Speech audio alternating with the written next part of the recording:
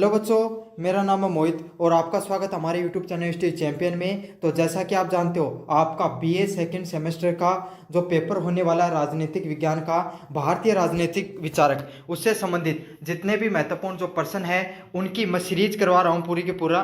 तो उसका जो अगला प्रश्न है, राज्य की उत्पत्ति और कार्य क्षेत्र के विषय में मनु के विचारों को स्पष्ट कीजिए। तो राज्य की जो उत्पत्ति है, क्योंकि मनु है, मनुस्मृति में मनु के द्वारा पहली बार जो राज्य की उत्पत्ति के बारे में बताया गया, राजा का महत्व बताया गया, राज्य क्या होता है उसके बारे में बताया गया। काफी ज्यादा महत्वपूर्ण प्रश्न है, हर बार अलग अलग यूनिवर्सिटी में क्या होता है, रिपीट होता है। तो आपको क्या करना है, इस वीडियो को पूरा देखना है। वीडियो को पूरा देखोगे तो चाहे प्रश्न निबंधात्मक रूप से आए, चाहे लघुतरात्मक रूप से आए, चाहे अति लघुतरात्मक रूप से आए, आप इस प्रश्न को जरूर से कर लोगे। तो चलो शुरू करते हैं अपन वीडियो को। इससे पहले आप चैनल को सब्सक्राइब कर दो, वीडियो को लाइक कर दो और अपने दोस्तों को जरूर से शेयर कर देना है। तो जो प्राचीन भारतीय जो राजनीतिक चिंतन है, मतलब जिन्होंने राजनीति पर बात की है, उनमें मनु का स्थान सबसे महत्वपूर्ण है। क्यों है?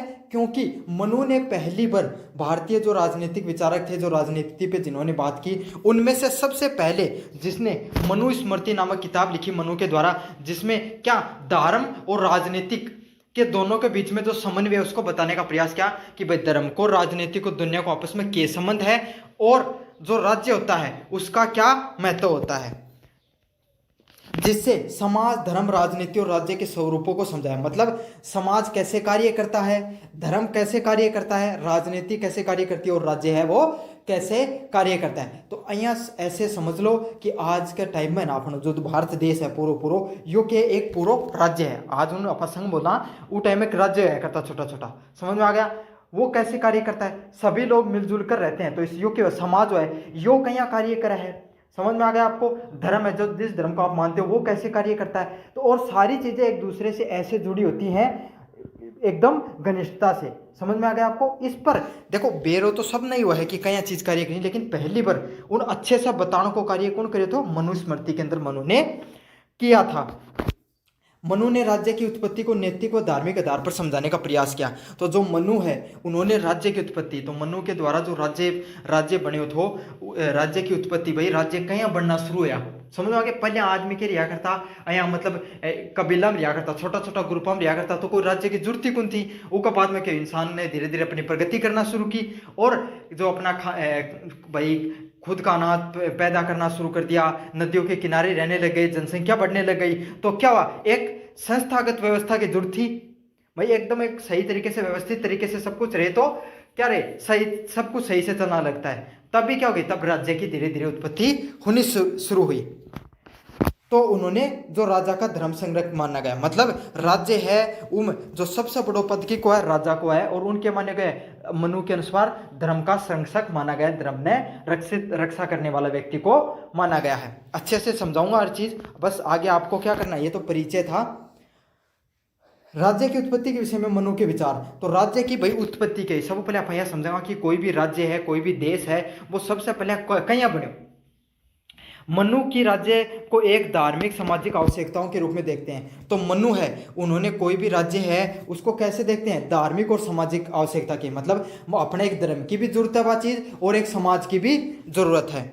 उनका मत है कि जब समाज में अनैतिकता, न्याय और अराजकता बढ़ती है, तो उनको क्या कहना है, जब समाज में अनैतिकता बढ़े, मतलब समाज में जो लोग हैं वह क्या करने लग जाए, नैतिक कार्य, अपराध करने लग जाए हैं, कोई गलत कार्य में इन्वॉल्व हो जाते हैं, अन्याय व अराजकता बढ़ती है, मतलब कोई एक दूसरे की बात ही कौन सुन रहे हो, समझ में आ गया?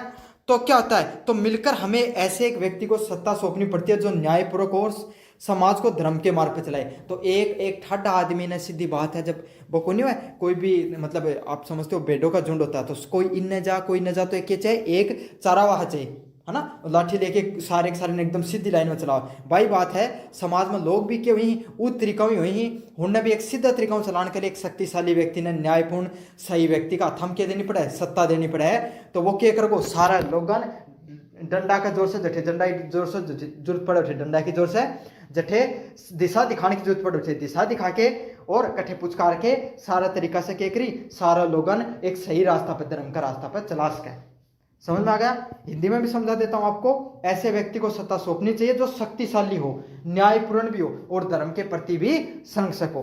अब आपको एक शब्द बार बार दिख रहा होगा मनु के जो जो आपने अभी तक इतना पढ़ा है उसमें धर्म। क्यों धर्म की बात ज्यादा की गई? क्यों? क्योंकि भाई प्राचीन समय में लोग ज्यादा धर्म में ज्यादा महत्व दिया करता। समझ में आ गया। उस समय इंसान है वो क्या हुआ था, अपनी उसकी सभ्यता वो धीरे धीरे डेवलप होनी शुरू हुई थी और उस समय धर्म का बहुत ज्यादा महत्व था। इसीलिए मनु ने राजा को धर्म का संरक्षक माना है, ना कि जनता का। आज के समय अपन किसकी बात करते हैं? धर्म से ज्यादा किसकी बात की जाती है? जनता का संरक्षक माना जाता है किसी भी एक देश के राजा को। राजा को नहीं, आजकल लोकतंत्र होगा तो प्रधानमंत्री हो गए, मुख्य या आपके जहाँ पे राज्य में मुख्यमंत्री हो गया, जो भी हैं अलग अलग राज्य अलग अलग देशों की अलग अलग पोस्ट होती हैं, तो उनका जो मुखिया होता है उसको जनता का संरक्षक माना जाता है, ना कि धर्म का संरक्षक। समझ में आ गया आपको? ये फर्क है पहले में और आज के समय में। अब मुख्य बिंदु की बात करें, धर्म की रक्षा हेतु राज्य की आवश्यकता, तो मनु तो यह मानने की सबसे ज्यादा अगर कोई चीज की जरूरत है धर्म की रक्षा के लिए तो वह किसकी है? वह है कोई भी राजा ने सबसे पहले अगर कोई कार्यक्रम करना हो तो पहले तो भैया खुद धार्मिक व्यक्ति होना चाहिए, न्यायपूर्ण व्यक्ति होना चाहिए। अया को नहीं, खुद ही न्याय नहीं कर रहे, खुद तो मजा से रह रहे और दूसरा ने क्या कर रहे हैं? दूसरा ने धर्म से चलन की सीख दे रहे। तो ऐसा नहीं होना चाहिए। जो मनु के अनुसार जो राजा है वो धर्म समाज को सुचारू रूप से चलाने के लिए आवश्यक है। तो धार्मिक व्यक्ति होना चाहिए, धर्म की रक्षा करने वाला व्यक्ति होना चाहिए। सबसे पहला नियम यही बताया मनु ने। राजा की नियुक्ति का सिद्धांत, तो मनु के अनुसार कौन व्यक्ति ने, ऐसा कौन व्यक्ति है जिसको क्या किया जाना चाहिए? आपको राजा को नियुक्त किया जाना चाहिए। तो कौन सा होना चाहिए? समाज में श्रेष्ठ विद्वान लोगों ने विचार किया कि योग्य पुरुष को राजा नियुक्त किया जाए। मतलब राजा है उस व्यक्ति को नियुक्त किया जाए जो योग्य हो, जिसके पास हर प्रकार के गुण हो, धार्मिक भी हो, न्यायपूर्ण भी हो, शक्तिशाली भी हो, तीनों के तीनों गुण उसके पास होने चाहिए। साथ को साथ उसको अधिकार दिए जाए कि वह जनता को रक्षा कर सके और अनुशासन बनाए रख सके। समझ में आ गया आपको? तो समाज के श्रेष्ठ और विद्वान लोगों का यही विचार है कि योग्य व्यक्तियों बनाओ और उन इतनी शक्ति दो कि वो जनता की रक्षा कर सके और सबने अनुशासन में रख सके। राजा का देवी अधिकार प्राप्त, तो मनु है उनके बताया कि राजा भी एक देवता ही नहीं हुआ है। मनु ने यही बताया कि राजा है उसकी भी क्या गुण होते हैं? उसके भी देवता जैसे ही, ईश्वर जैसे ही गुण होने चाहिए उसके अंदर भी। और वह उसको क्या बताया? राजा ईश्वर का प्रतिनिधि होता है, मतलब वो भी ईश्वर का समान ही हुआ है। उसके अंदर भी देवीय शक्ति मीन्स देवता जय की, और धर्म के अनुसार कार्य करता है। और वो उसको भी क्या कैसे कार्य करना होता है? धर्म के अनुसार कार्य करना होता है। तो मनु ने क्या क्या बताए हैं? मनु ने सबसे पहला पॉइंट क्या बताया था कि राजा उसको बनाओ जो सबसे पहले धर्म की रक्षा करे। राजा का पहला नियम क्या है? धर्म की रक्षा करना। राजा की नियुक्ति का सिद्धांत क्या होना चाहिए? भाई कोई भी व्यक्ति ने नियुक्ति दोगे, थितारी कंपनी में लगाओ तो किन दोगा? योग्य व्यक्ति दोगा। तो यही है, योग्य व्यक्ति होना चाहिए, धार्मिक होना चाहिए, न्यायपूर्ण होना चाहिए, शक्तिशाली व्यक्ति होना चाहिए। और उनको कार्य क्यों हो? सारा व्यक्ति एकदम अनुशासन से रखने को।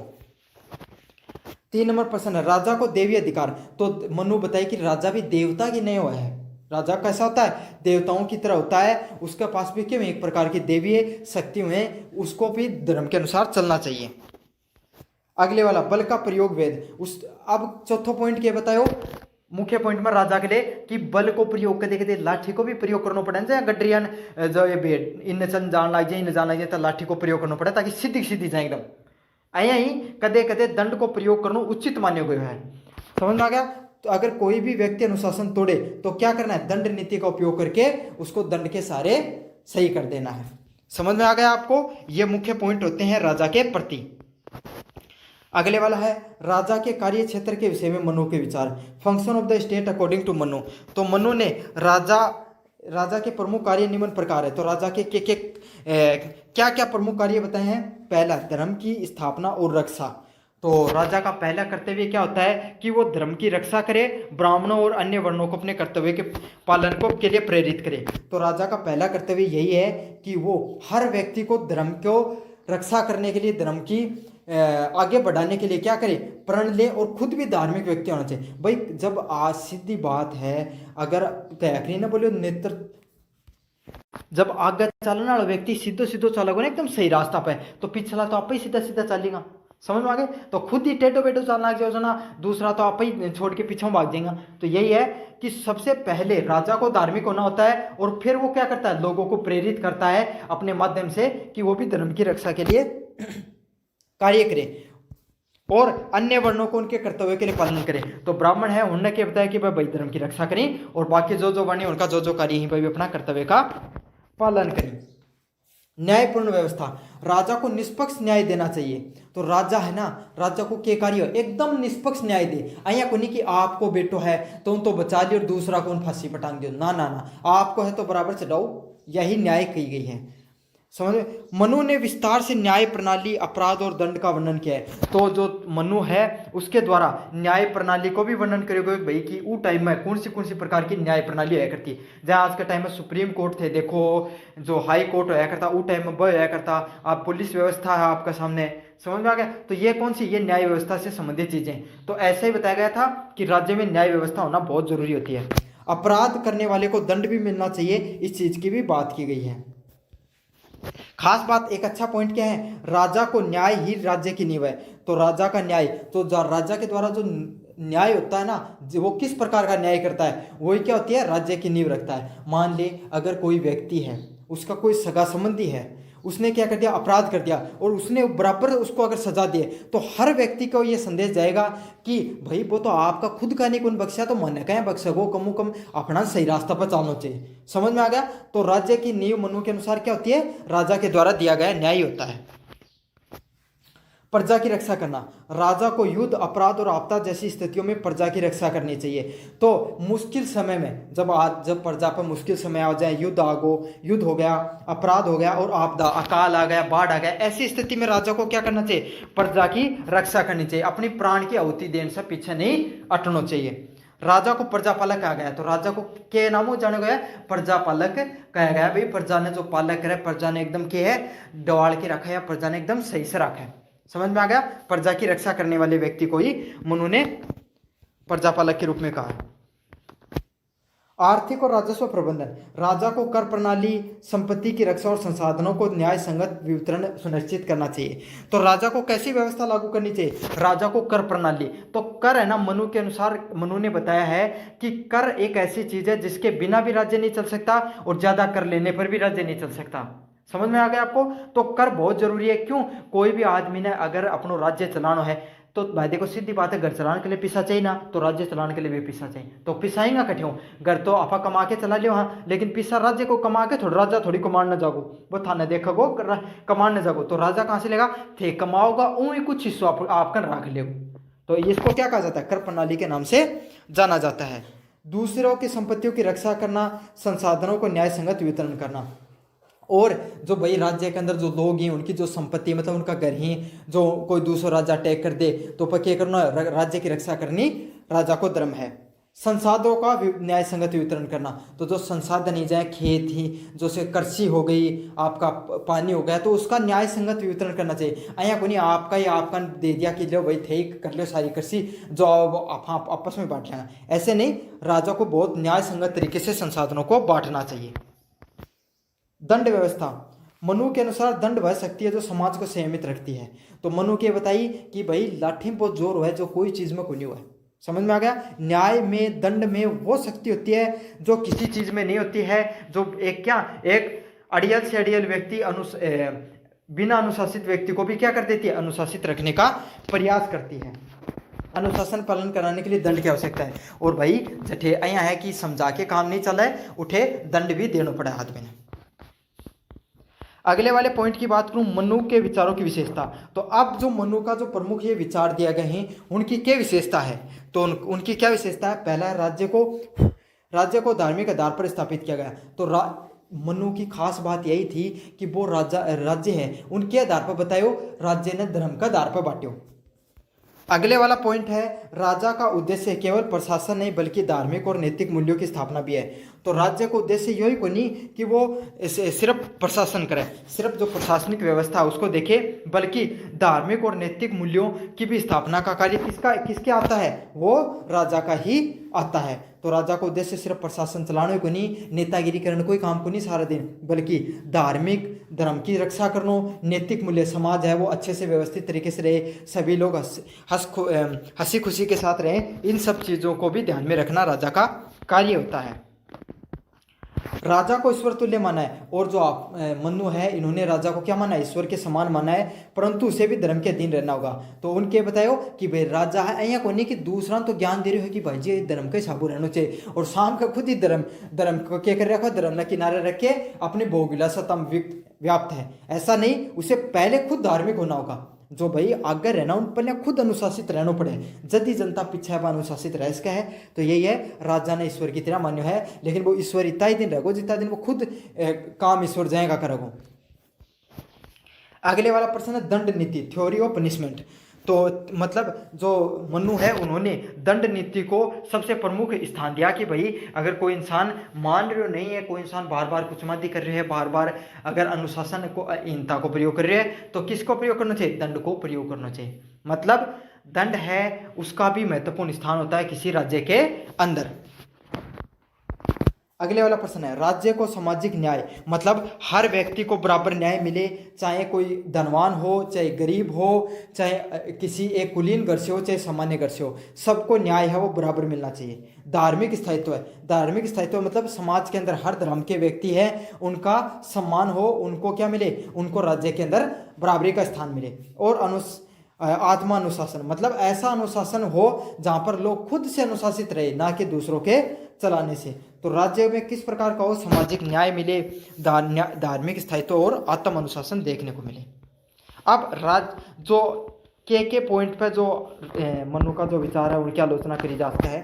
पहला पॉइंट है मनु का राज्य सिद्धांत लोकतंत्र आधुनिक लोकतंत्र से मेल नहीं खाता है। तो आज का समय का जो लोकतंत्र है ना, उस है जो मनु का विचारी बिल्कुल भी मेल को खाए। क्यों?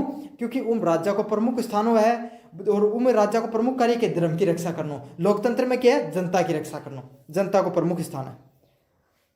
और राजा को असीमित शक्तियां देकर उसको अविवेकी शक्ति की संभावना को नजरअंदाज किया गया है। तो मनु के करो राजा ने बहुत ही ज्यादा शक्ति देती। तो अगर आपको पता है कोई भी व्यक्ति को बहुत अधिक शक्तियां दे दोगे तो सीधी बात है वो उसका क्या ही करेगा, दुरुपयोग ही करेगा। तो यही है सबसे बहुत ज्यादा नुकसानदायक पॉइंट यही था।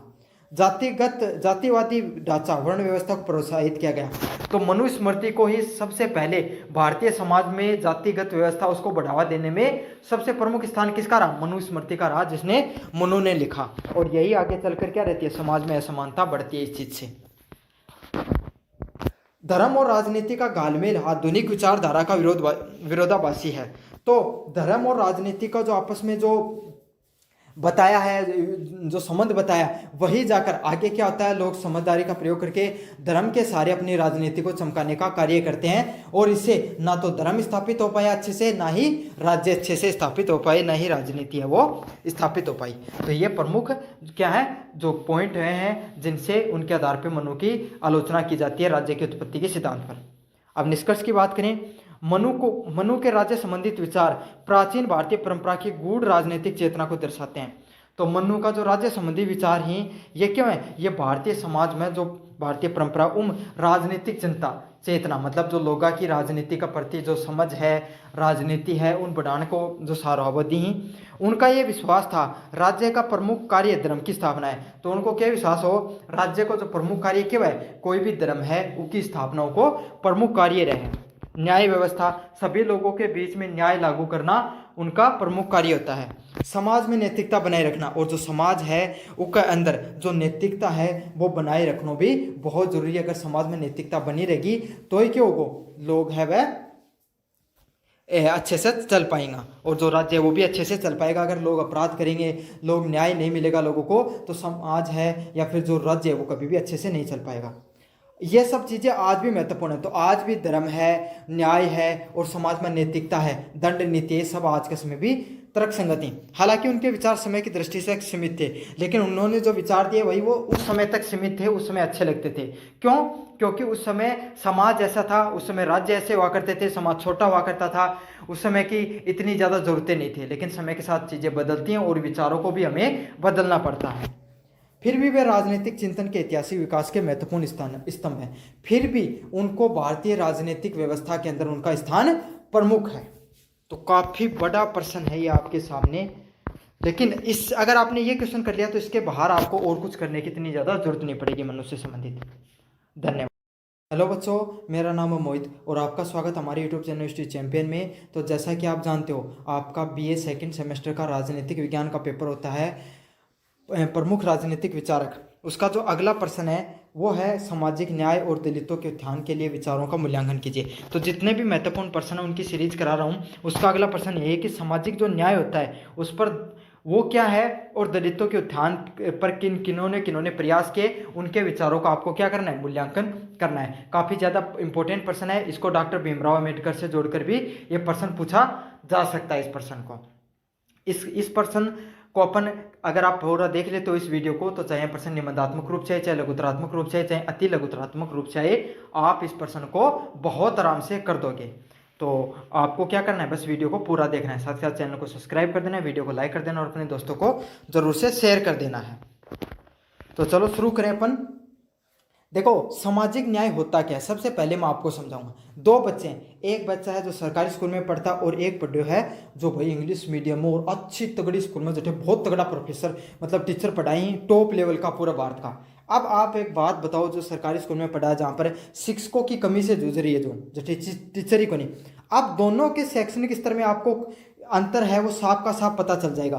हो चाहे ये बच्चा कितनी भी मेहनत कर ले अपने स्वयं के स्तर पर, आज के समय तो इंटरनेट की उपलब्धता है तो आप बहुत आराम से अपना स्तर सुधार सकते हो। लेकिन एक समय था जब इंटरनेट नहीं हुआ करता था, आप नहीं पढ़ सकते थे, तो क्या हुआ, चाहे यह बच्चा कितना भी अपनी तरफ से मेहनत कर ले, वो इस बच्चे के लेवल तक कभी नहीं पढ़ सकता है। अगर ये बच्चा दोनों बराबर मेहनत करें तो, समझ में आ गया, दोनों बराबर पढ़ाई करते हैं तो इसका लेवल है वो हमेशा ज़्यादा रहेगा इस बच्चे से। क्यों? क्योंकि इसके पास जो संसाधन है, दो नंबर बच्चे के पास, उसके पास संसाधन है वो ज़्यादा है, वो बेहतर स्कूल में पढ़ता है, बेहतर जगह पर जाता है, उसकी बोली में, उसकी पढ़ाई में, उसकी मानसिक विकास में, उसके रहन सहन में आपको एक अलग फर्क देखने को मिलता है ना। ये तो ऐसा चीज़ है जिसको आप रिलेट कर सकते हो अपनी वास्तविकता की ज़िंदगी से।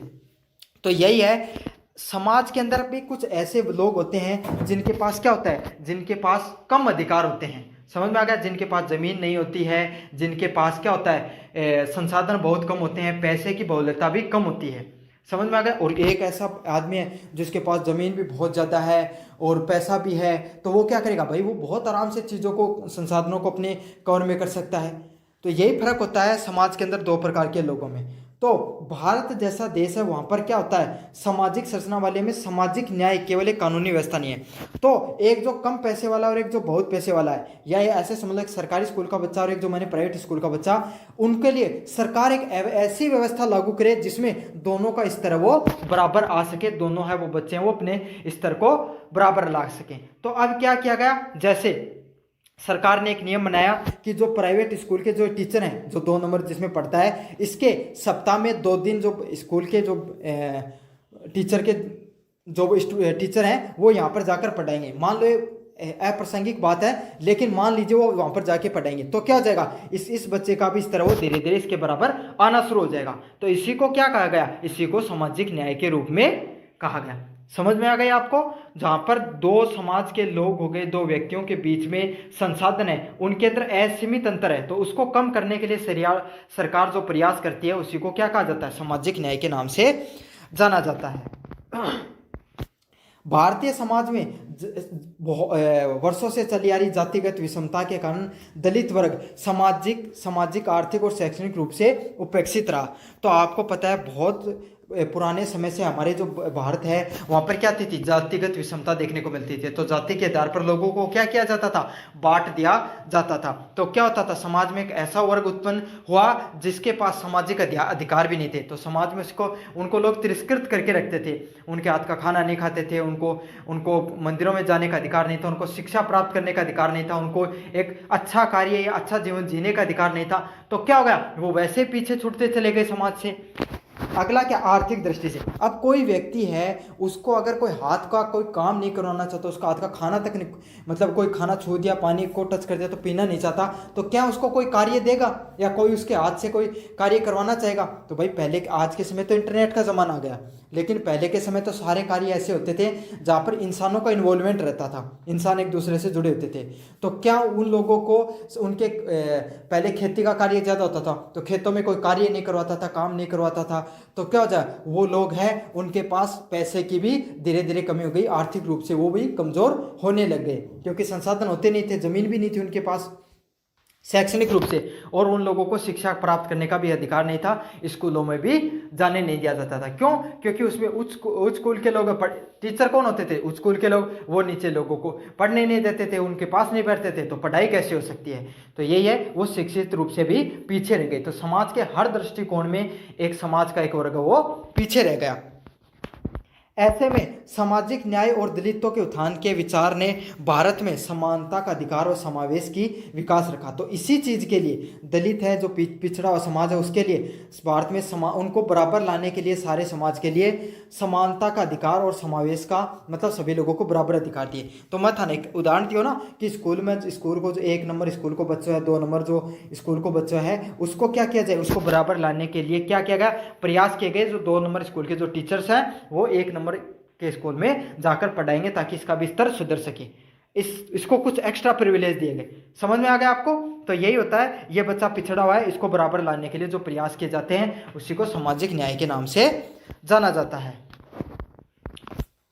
सामाजिक न्याय का अर्थ, तो सामाजिक न्याय का क्या अर्थ होता है? समाज के सभी वर्गों को समान अधिकार, समान अवसर व समान मानव गरिमा देना। तो समाज में जो भी लोग रह रहे हैं, उन्हें समान अवसर मिले, मतलब आप भी उसी स्कूल में पढ़ सकते हो, आप भी उसी मंदिर में जा सकते हो, आप भी उस जो सरकारी संस्था उसका प्रयोग कर सकते हो, जिसमें चाहे समाज का उच्च कुल का लोग हो, चाहे नीचे कुल के या नीचे जाति के लोग हो, वो भी प्रयोग कर सकते हैं। तो सभी लोगों को बराबरी का अधिकार दिया गया तथा समान अवसर, सभी लोगों को क्या हो, समानता का अवसर हो। आपकी बराबर की सीट पर, आपके बराबर के पद पर एक ऐसा व्यक्ति बैठ सकता है जिसको चाहे उसका जाति किसी भी वर्ग की हो, चाहे कोई भी वर्ण व्यवस्था से हो। आज यही स्थिति है, कोई भी वर्ग, धर्म, जाति, लिंग या आर्थिक स्थिति के आधार पर वंचित नहीं रहे। तो आज भारत में सामाजिक न्याय की बात की गई है, जहाँ पर चाहे कोई भी वर्ग का व्यक्ति हो, चाहे कोई धर्म का व्यक्ति हो, चाहे कोई जाति का व्यक्ति हो, या लिंग मतलब चाहे स्त्री हो, चाहे पुरुष हो, चाहे आर्थिक रूप से कमजोर हो, चाहे आर्थिक रूप से बहुत ज़्यादा पैसा हो, वो क्या, वो सभी के बराबर हैं, उसके पास भी समानता के अधिकार हैं। अगले वाला पॉइंट है दलितों का ऐतिहासिक स्थिति। तो अब पहले के समय दलितों के साथ क्या होता था? प्राचीन वर्ण व्यवस्था में शूद्रों को, अछूतों को सामाजिक व्यवस्था से सबसे नीचे स्तर पर रखा गया। तो जो शूद्र होते थे, अछूत होते थे, ऐसे लोग जिनको छूना भी लोग क्या नहीं मानते थे, उचित नहीं मानते थे, उनको टच करना भी लोग उचित नहीं मानते थे, उनको सबसे निचले स्तर पर रखा गया था। उनका ना तो मंदिरों में जाना मना था, शिक्षा भी उनको नहीं मिलती थी, भूमि भी नहीं थे, उनके पास किसी प्रकार के अधिकार नहीं थे। यहाँ तक कि सार्वजनिक जो संसाधन हो गए, जैसे पानी का कुआं हो गया, तो उनको सार्वजनिक कुएं के पानी में भी पानी पीने नहीं दिया जाता था। और इस वर्ग को क्या कहा जाता था? दलित कहा जाता था, अर्थात दबे कुचले समाज के रूप में उनको जाना जाता था। उनके घर भी जो गाँव होता था उससे अलग ही बनाए जाते थे। अगले वाला पॉइंट है सामाजिक न्याय के लिए उठाए गए विचार और प्रयास। तो जो सामाजिक न्याय है, सभी लोगों को समान न्याय मिले, इसके लिए क्या क्या प्रयास किए गए, हम इनको देखेंगे। तो सबसे पहले प्रयास किए गए डॉक्टर भीमराव अम्बेडकर के द्वारा। तो डॉक्टर भीमराव अम्बेडकर ने क्या क्या, सामाजिक न्याय को सबसे प्रमुख प्रवक्ता है। तो सबसे अगर प्रमुख स्थान है आधुनिक भारत के अंदर, सबसे इंपॉर्टेंट बात है आधुनिक भारत में सबसे प्रमुख स्थान है दलितों को उनका स्थान दिलाने का, उनको समानता का अधिकार दिलाने का, वो किसका? डॉक्टर भीमराव अम्बेडकर का है। इन्होंने क्या किया, जब इन्होंने संविधान का निर्माण किया तब अनुच्छेद 14 से 17 के माध्यम से, जब 14 से जो अनुच्छेद 17 हैं उनमें किसकी बात की गई? समानता की बात की गई है 14 के अंदर, है ना, और 15 के अंदर जो अवसरों की बराबरी की बात की गई है, तो और 17 में आपको छुआछूत का अंत किया गया है। तो यही होता है कि आपको 14 से 17 के बीच में सभी लोगों को समानता का अधिकार दिया गया है संविधान के अंतर्गत। अगले वाला पॉइंट है आरक्षण नीति का समर्थन। तो यही होता है कि सभी लोगों को बराबर लाने के लिए वंचित समाज को तो आरक्षण की व्यवस्था की गई, भाई कुछ आरक्षण दिया जाए कुछ लोगों को, ताकि वो क्या हो सके, वो भी बराबरी प्राप्त कर सकें। तो शिक्षा, रोजगार और राजनीतिक प्रतिनिधित्व में दलितों को बराबरी का अधिकार देने के लिए आरक्षण दिया गया। जाति का अनुमूलन, एनिमिलेशन ऑफ कास्ट। तो पुस्तक में उन्होंने वर्ण व्यवस्था की तीव्र आलोचना की। तो उन्होंने जो जाति का अनुमूलन है, एनिहिलेशन ऑफ कास्ट का मतलब जातिगत व्यवस्था उसको जड़ से उठाकर फेंक डालो, इसमें इन्होंने क्या किया, जो वर्ण व्यवस्था थी, जातिगत व्यवस्था, उसकी क्या की तीव्र आलोचना की, उसके बारे में वो कट्टर विरोधी थी। ज्योतिबाई फुले की बात करें तो ज्योतिबाई फुले है, उनका भी बहुत महत्वपूर्ण स्थान रहा है भारतीय समाज में दलितों वर्गों के लिए कार्य करने के लिए। तो इन्होंने क्या किया था, जो ज्योतिबाई फुले, इन्होंने सत्यशोधक समाज है उसकी स्थापना की थी। तो ज्योतिबाई फुले के द्वारा जो सत्यशोधक समाज की स्थापना की गई थी, ताकि दलितों और महिलाओं को शिक्षा के समान, आत्म सम्मान के अवसर मिल सके। तो सत्यशोधक समाज के माध्यम से इन्होंने दलितों को और जो महिलाएं हैं उनको बराबरी का अधिकार मिले, इसके लिए इन्होंने एक अलग समाज है, एक अलग व्यवस्था है उसको बनाया, एक अलग संस्था बनाने का नाम बनाई। वो क्या थी, सत्यशोधक समाज के नाम से जानी जाता है जिसको। बालिकाओं की शिक्षा के पक्षधर, और जो बालिकाएं हैं, बच्चियां हैं, उनकी शिक्षा का भी सबसे ज़्यादा अगर किन्होंने जोर दिया तो वो कौन थी, ज्योतिबाई फुले थी। अगले वाला पॉइंट है महात्मा गांधी। तो महात्मा गांधी है, इन्होंने भी कुछ प्रयास किए थे किसके प्रति, दलितों को उत्थान के लिए। तो इन्होंने दलितों को हरिजन का नाम दिया। तो इन्होंने क्या किया, भाई समाज के सभी लोग हैं वो दलितों को स्वीकार करना शुरू करें। इन्होंने क्या कहा कि दलित हैं वो क्या है, हरिजन है, मतलब भगवान के लोग हैं, और उनके आत्म सम्मान को बढ़ावा देने का प्रयास किया। तो उनके जो आत्म सम्मान है, उनकी जो भावनाएं हैं, उनको सम्मान मिले, उनको भी लोग बराबरी का अपने बराबर के लोग समझे, इसके लिए उन्होंने क्या किया, उन्होंने हरिजन शब्द का प्रयोग किया। सामाजिक एकता और अस्पृश्यता उन्मूलन के लिए आंदोलन किए, जैसे मंदिर प्रवेश में आंदोलन। तो इन्होंने क्या किया, समाज की एकता के लिए कुछ प्रयास किए, जैसे कि मंदिर प्रवेश का आंदोलन है, इस प्रकार के जो आंदोलन है वो इन्होंने क्या किए, शुरू किए, ताकि सभी लोगों को बराबरी का हक मिल सके या दलित समाज वो भी आगे बढ़ सके। अगले वाला पॉइंट है राम स्वामी नायर। तो पेरियर हैं, उन राम स्वामी नायकर जिनको पेरियर के नाम से जाना जाता है, इन्होंने भी प्रयास किए दलित समाज को ऊपर उठाने के लिए। तो इन्होंने दक्षिण भारत में जातिवाद के खिलाफ आत्म सम्मान आंदोलन, तो जो साउथ इंडिया है, ये जो आपका दक्षिण भारत है, इन्होंने वहाँ पर दलितों को ऊपर उठाने के लिए जिसने आंदोलन किया वो कौन थे, राम स्वामी नायकर थे, जिन्होंने आत्म सम्मान आंदोलन की शुरुआत की, सेल्फ रिस्पेक्ट मूवमेंट की शुरुआत की, जिससे क्या हुआ, वहाँ पर जो लोग हैं उनको जो ब्राह्मणवादी जो वर्चस्व था उसको कम करके सभी लोगों को बराबरी का अधिकार मिल सके।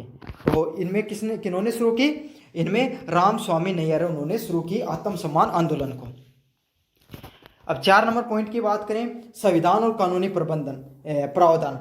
तो जिसमें अनुच्छेद, जो अलग अलग अनुच्छेद है, उन्होंने क्या क्या कानून, जो अपना संविधान उसमें क्या क्या कानून दिए गए हैं, कानूनी अधिकार व मौलिक अधिकार दिए गए हैं, ताकि जो दलित वर्ग है, समाज का जो ऐसा वर्ग है जो पिछड़ा हुआ, उसको बराबरी का अधिकार मिल सके। जिसमें पहला अनुच्छेद 15(4). तो जो अनुच्छेद 15(4) है, यहाँ पर समाज और शैक्षणिक रूप से पिछड़े वर्गों को विशेष प्रावधान दिए गए। तो अनुच्छेद 15(4) में जो सामाजिक और जो शैक्षणिक रूप से जो शिक्षा में जो पीछे रह गए हैं, उनको क्या मिला है, विशेष अधिकार दिए गए हैं, ताकि वो क्या कर सकें, वो भी बराबरी का अधिकार प्राप्त कर सकें। अगले वाला पॉइंट है अनुच्छेद 17। तो छुआछूत की समाप्ति के लिए जो अनुच्छेद 17 उसको अलग से लागू किया गया मौलिक अधिकारों में, जिसमें क्या लिखा गया कि छुआछूत जैसी व्यवस्था उसको कानूनी अधिकार बना दिया गया, मौलिक अधिकार बना दिया गया कि उसकी समाप्ति की जाती है। अगर कोई ऐसा व्यक्ति करता है तो यह कानूनन अपराध होगा।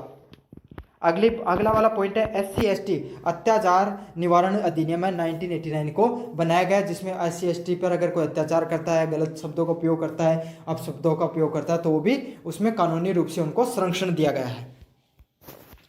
अगले वाला पॉइंट है पंचायती राज में आरक्षण। तो दलितों की राजनीतिक रूप से बढ़ाने के लिए सिर्फ पंचायती राज ही नहीं, संसदीय हो गया, हर जगह उनको क्या दिया गया है, आरक्षण दिया गया है, ताकि वो राजनीति में भी भाग ले सकें। अगले वाला पॉइंट है दलितों के लिए उत्थान के लिए प्रमुख योजनाएं। तो दलितों के उत्थान के लिए जो अलग अलग प्रकार की योजनाएं हैं, तो उनका भी नाम याद रखना है आपको। कौन सा है, अम्बेडकर छात्रवृत्ति योजना, प्राकृतिक संसाधन एवं स्वामित्व के लिए भूमि वितरण योजना, और प्रधानमंत्री Adarsh Gram Yojana, skill development programme और अंतरजातीय विवाह प्रोत्साहन योजना। तो ये सब योजनाएं हैं जो आपको सरकार के द्वारा शुरू की गई हैं दलितों के उत्थान के लिए। अगले वाला पॉइंट है चुनौतियां क्या हैं। आज भी कई क्षेत्रों में सामाजिक भेदभाव देखने को मिलता है। तो भाई प्रयास तो बहुत किए हैं सरकार ने और काफ़ी अलग अलग प्रकार के अलग अलग जो राजनीतिक लोग हैं उन्होंने, लेकिन फिर भी समाज में जो भेदभाव है वो अभी भी बना हुआ है। शिक्षा और नौकरियों में दलितों की भागीदारिता का असंतुलन। तो आज भी जो दलित वर्ग है उनमें जो सरकारी नौकरियां होती हैं और शिक्षा में आज भी वो क्या है, उनका हक है उतना नहीं मिल पाया जितना उन्हें मिलना चाहिए था। आरक्षण को लेकर राजनीतिक व सामाजिक विरोध। तो आरक्षण को लेकर सामाजिक विरोध है वो बहुत ज़्यादा देखने को मिलता है और राजनीतिक विरोध भी देखने को मिलता है। जब अत्याचार होता है तब सब लोग पीछे हट जाते हैं, लेकिन जब बात आती है आरक्षण की तो वही लोग अपनी प्रमुखता से अपनी क्या होते हैं, आवाज़ उठाते हैं। समझ में आ गया आपको, यही होता है। लेकिन अगर कोई भी समाज है उसमें अगर उसको बराबरी का हक देना है या अगर हमें उनको स्वीकार करना है तो सबसे पहले उनको स्वीकार करना सीखो, अत्याचार छोड़ो। अगर अत्याचार छूट जाएंगे सामाजिक व्यवस्था में, अगर ये वर्ण व्यवस्था नहीं रहेगी, ये जातिगत व्यवस्था ही नहीं रहेंगी तो आरक्षण तो अपने आप ही हट जाएगा। अगले वाला पॉइंट है सामाजिक मानसिकता में परिवर्तन की गति धीमी। तो आज समाज में परिवर्तन देखने को तो मिल रहा है लेकिन वो धीरे धीरे, वो बहुत ही धीमी गति से हो रहा है। आज अपने को लगभग बहुत ज़्यादा समय हो गया, 80 साल के आसपास होने वाले हैं अपने स्वतंत्रता को, लेकिन आज भी हम पूरी तरीके से जातिगत व्यवस्था को हटाने में असफल रहे हैं। निष्कर्ष की बात करें अपन तो सामाजिक न्याय में केवल एक नीति नहीं है। तो सामाजिक न्याय केवल एक नीति नहीं है बल्कि लोकतंत्र की आत्मा है और हमारी समाज की ज़रूरत भी है। डॉक्टर भीमराव अंबेडकर, गांधी और फुले और पेरियर जैसे जो विचारक हैं इन्होंने दलित समाज को सम्मान, शिक्षा का अधिकार और पहचान दिलाने का कार्य तो किया है। तो जो हमारे समाज है उसमें समानता का अधिकार और शिक्षा का अधिकार और पहचान दिलाने के लिए इन्होंने बहुत कोशिश तो की है, लेकिन आज भी वह समाज है समान अवसर व व्यवहारिक समानता नहीं आई है। लेकिन आज भी हमारे समाज में समानता का अवसर नहीं देखने को मिलता है और व्यवहारिक समानता नहीं आती है। अभी तक भी हमारे समाज में क्या भेदभाव देखने को मिलता है। और जब तक सभी लोग समान नहीं होंगे, जब तक सभी लोगों को सामाजिक समानता नहीं मिलेगी, तब तक भी जो सामाजिक न्याय के अपन मिलते हैं, बात करते हैं, सभी लोगों को बराबरी का अधिकार की बात करते हैं, वो भी तक अधूरा रहेगा। इसीलिए दलितों के उत्थान के लिए समग्र विकास और आत्मनिर्भर के लिए निरंतर प्रयास करना होगा। तो अभी भी दलितों के लिए जो समाज के पिछड़ा हुआ समाज है उसको ऊपर उठाने के लिए हमें और योजनाएं हैं। और समाज सबसे ज़रूरी चीज़ है, योजनाओं से नहीं, मानसिक विकास, मानसिकता बदलनी बहुत ज़्यादा ज़रूरी है समाज की। तो ये था आपका दलितों से सामाजिक न्याय और दलितों के उत्थान से संबंधित प्रश्न। काफ़ी ज़्यादा महत्वपूर्ण प्रश्न है, आपको देखने को मिल सकता है। तो अगर अभी तक आपने वीडियो पूरा देखा है तो चैनल को जरूर से सब्सक्राइब कर देना और अन्य वीडियो को सोल्यूशन देखने के लिए प्लेलिस्ट का लिंक दिया, वहाँ से जाकर जरूर से देख लेना। धन्यवाद। तो बच्चों, मेरा नाम है मोहित और आपका स्वागत है हमारे यूट्यूब चैनल स्टेट चैंपियन में। तो जैसा कि आप जानते हो, आपका BA सेकेंड सेमेस्टर का जो पेपर होता है प्रमुख भारतीय राजनीतिक विचारक, उससे संबंधित जितने भी महत्वपूर्ण प्रश्न होते हैं वो मैं आपको करवा रहा हूँ। उसका अगला प्रश्न है दयानंद सरस्वती के प्रमुख राजनीतिक विचारों पर विचार कीजिए। ये विचारों का मूल्यांकन कीजिए, काफ़ी ज़्यादा महत्वपूर्ण प्रश्न होता है।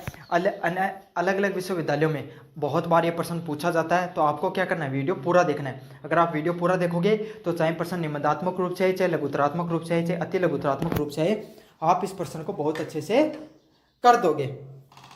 साथ के साथ अन्य वीडियो आप देखना चाहते हैं उनके भी सॉल्यूशन मैंने करा रखे हैं, मास्टर क्लास डाल रखी है, कंप्लीट रिवीजन डाल रखे हैं। उसके वो कहाँ से देख सकते हो, प्लेलिस्ट का लिंक दिया डिस्क्रिप्शन में, वहाँ से जाकर आप देख सकते हो।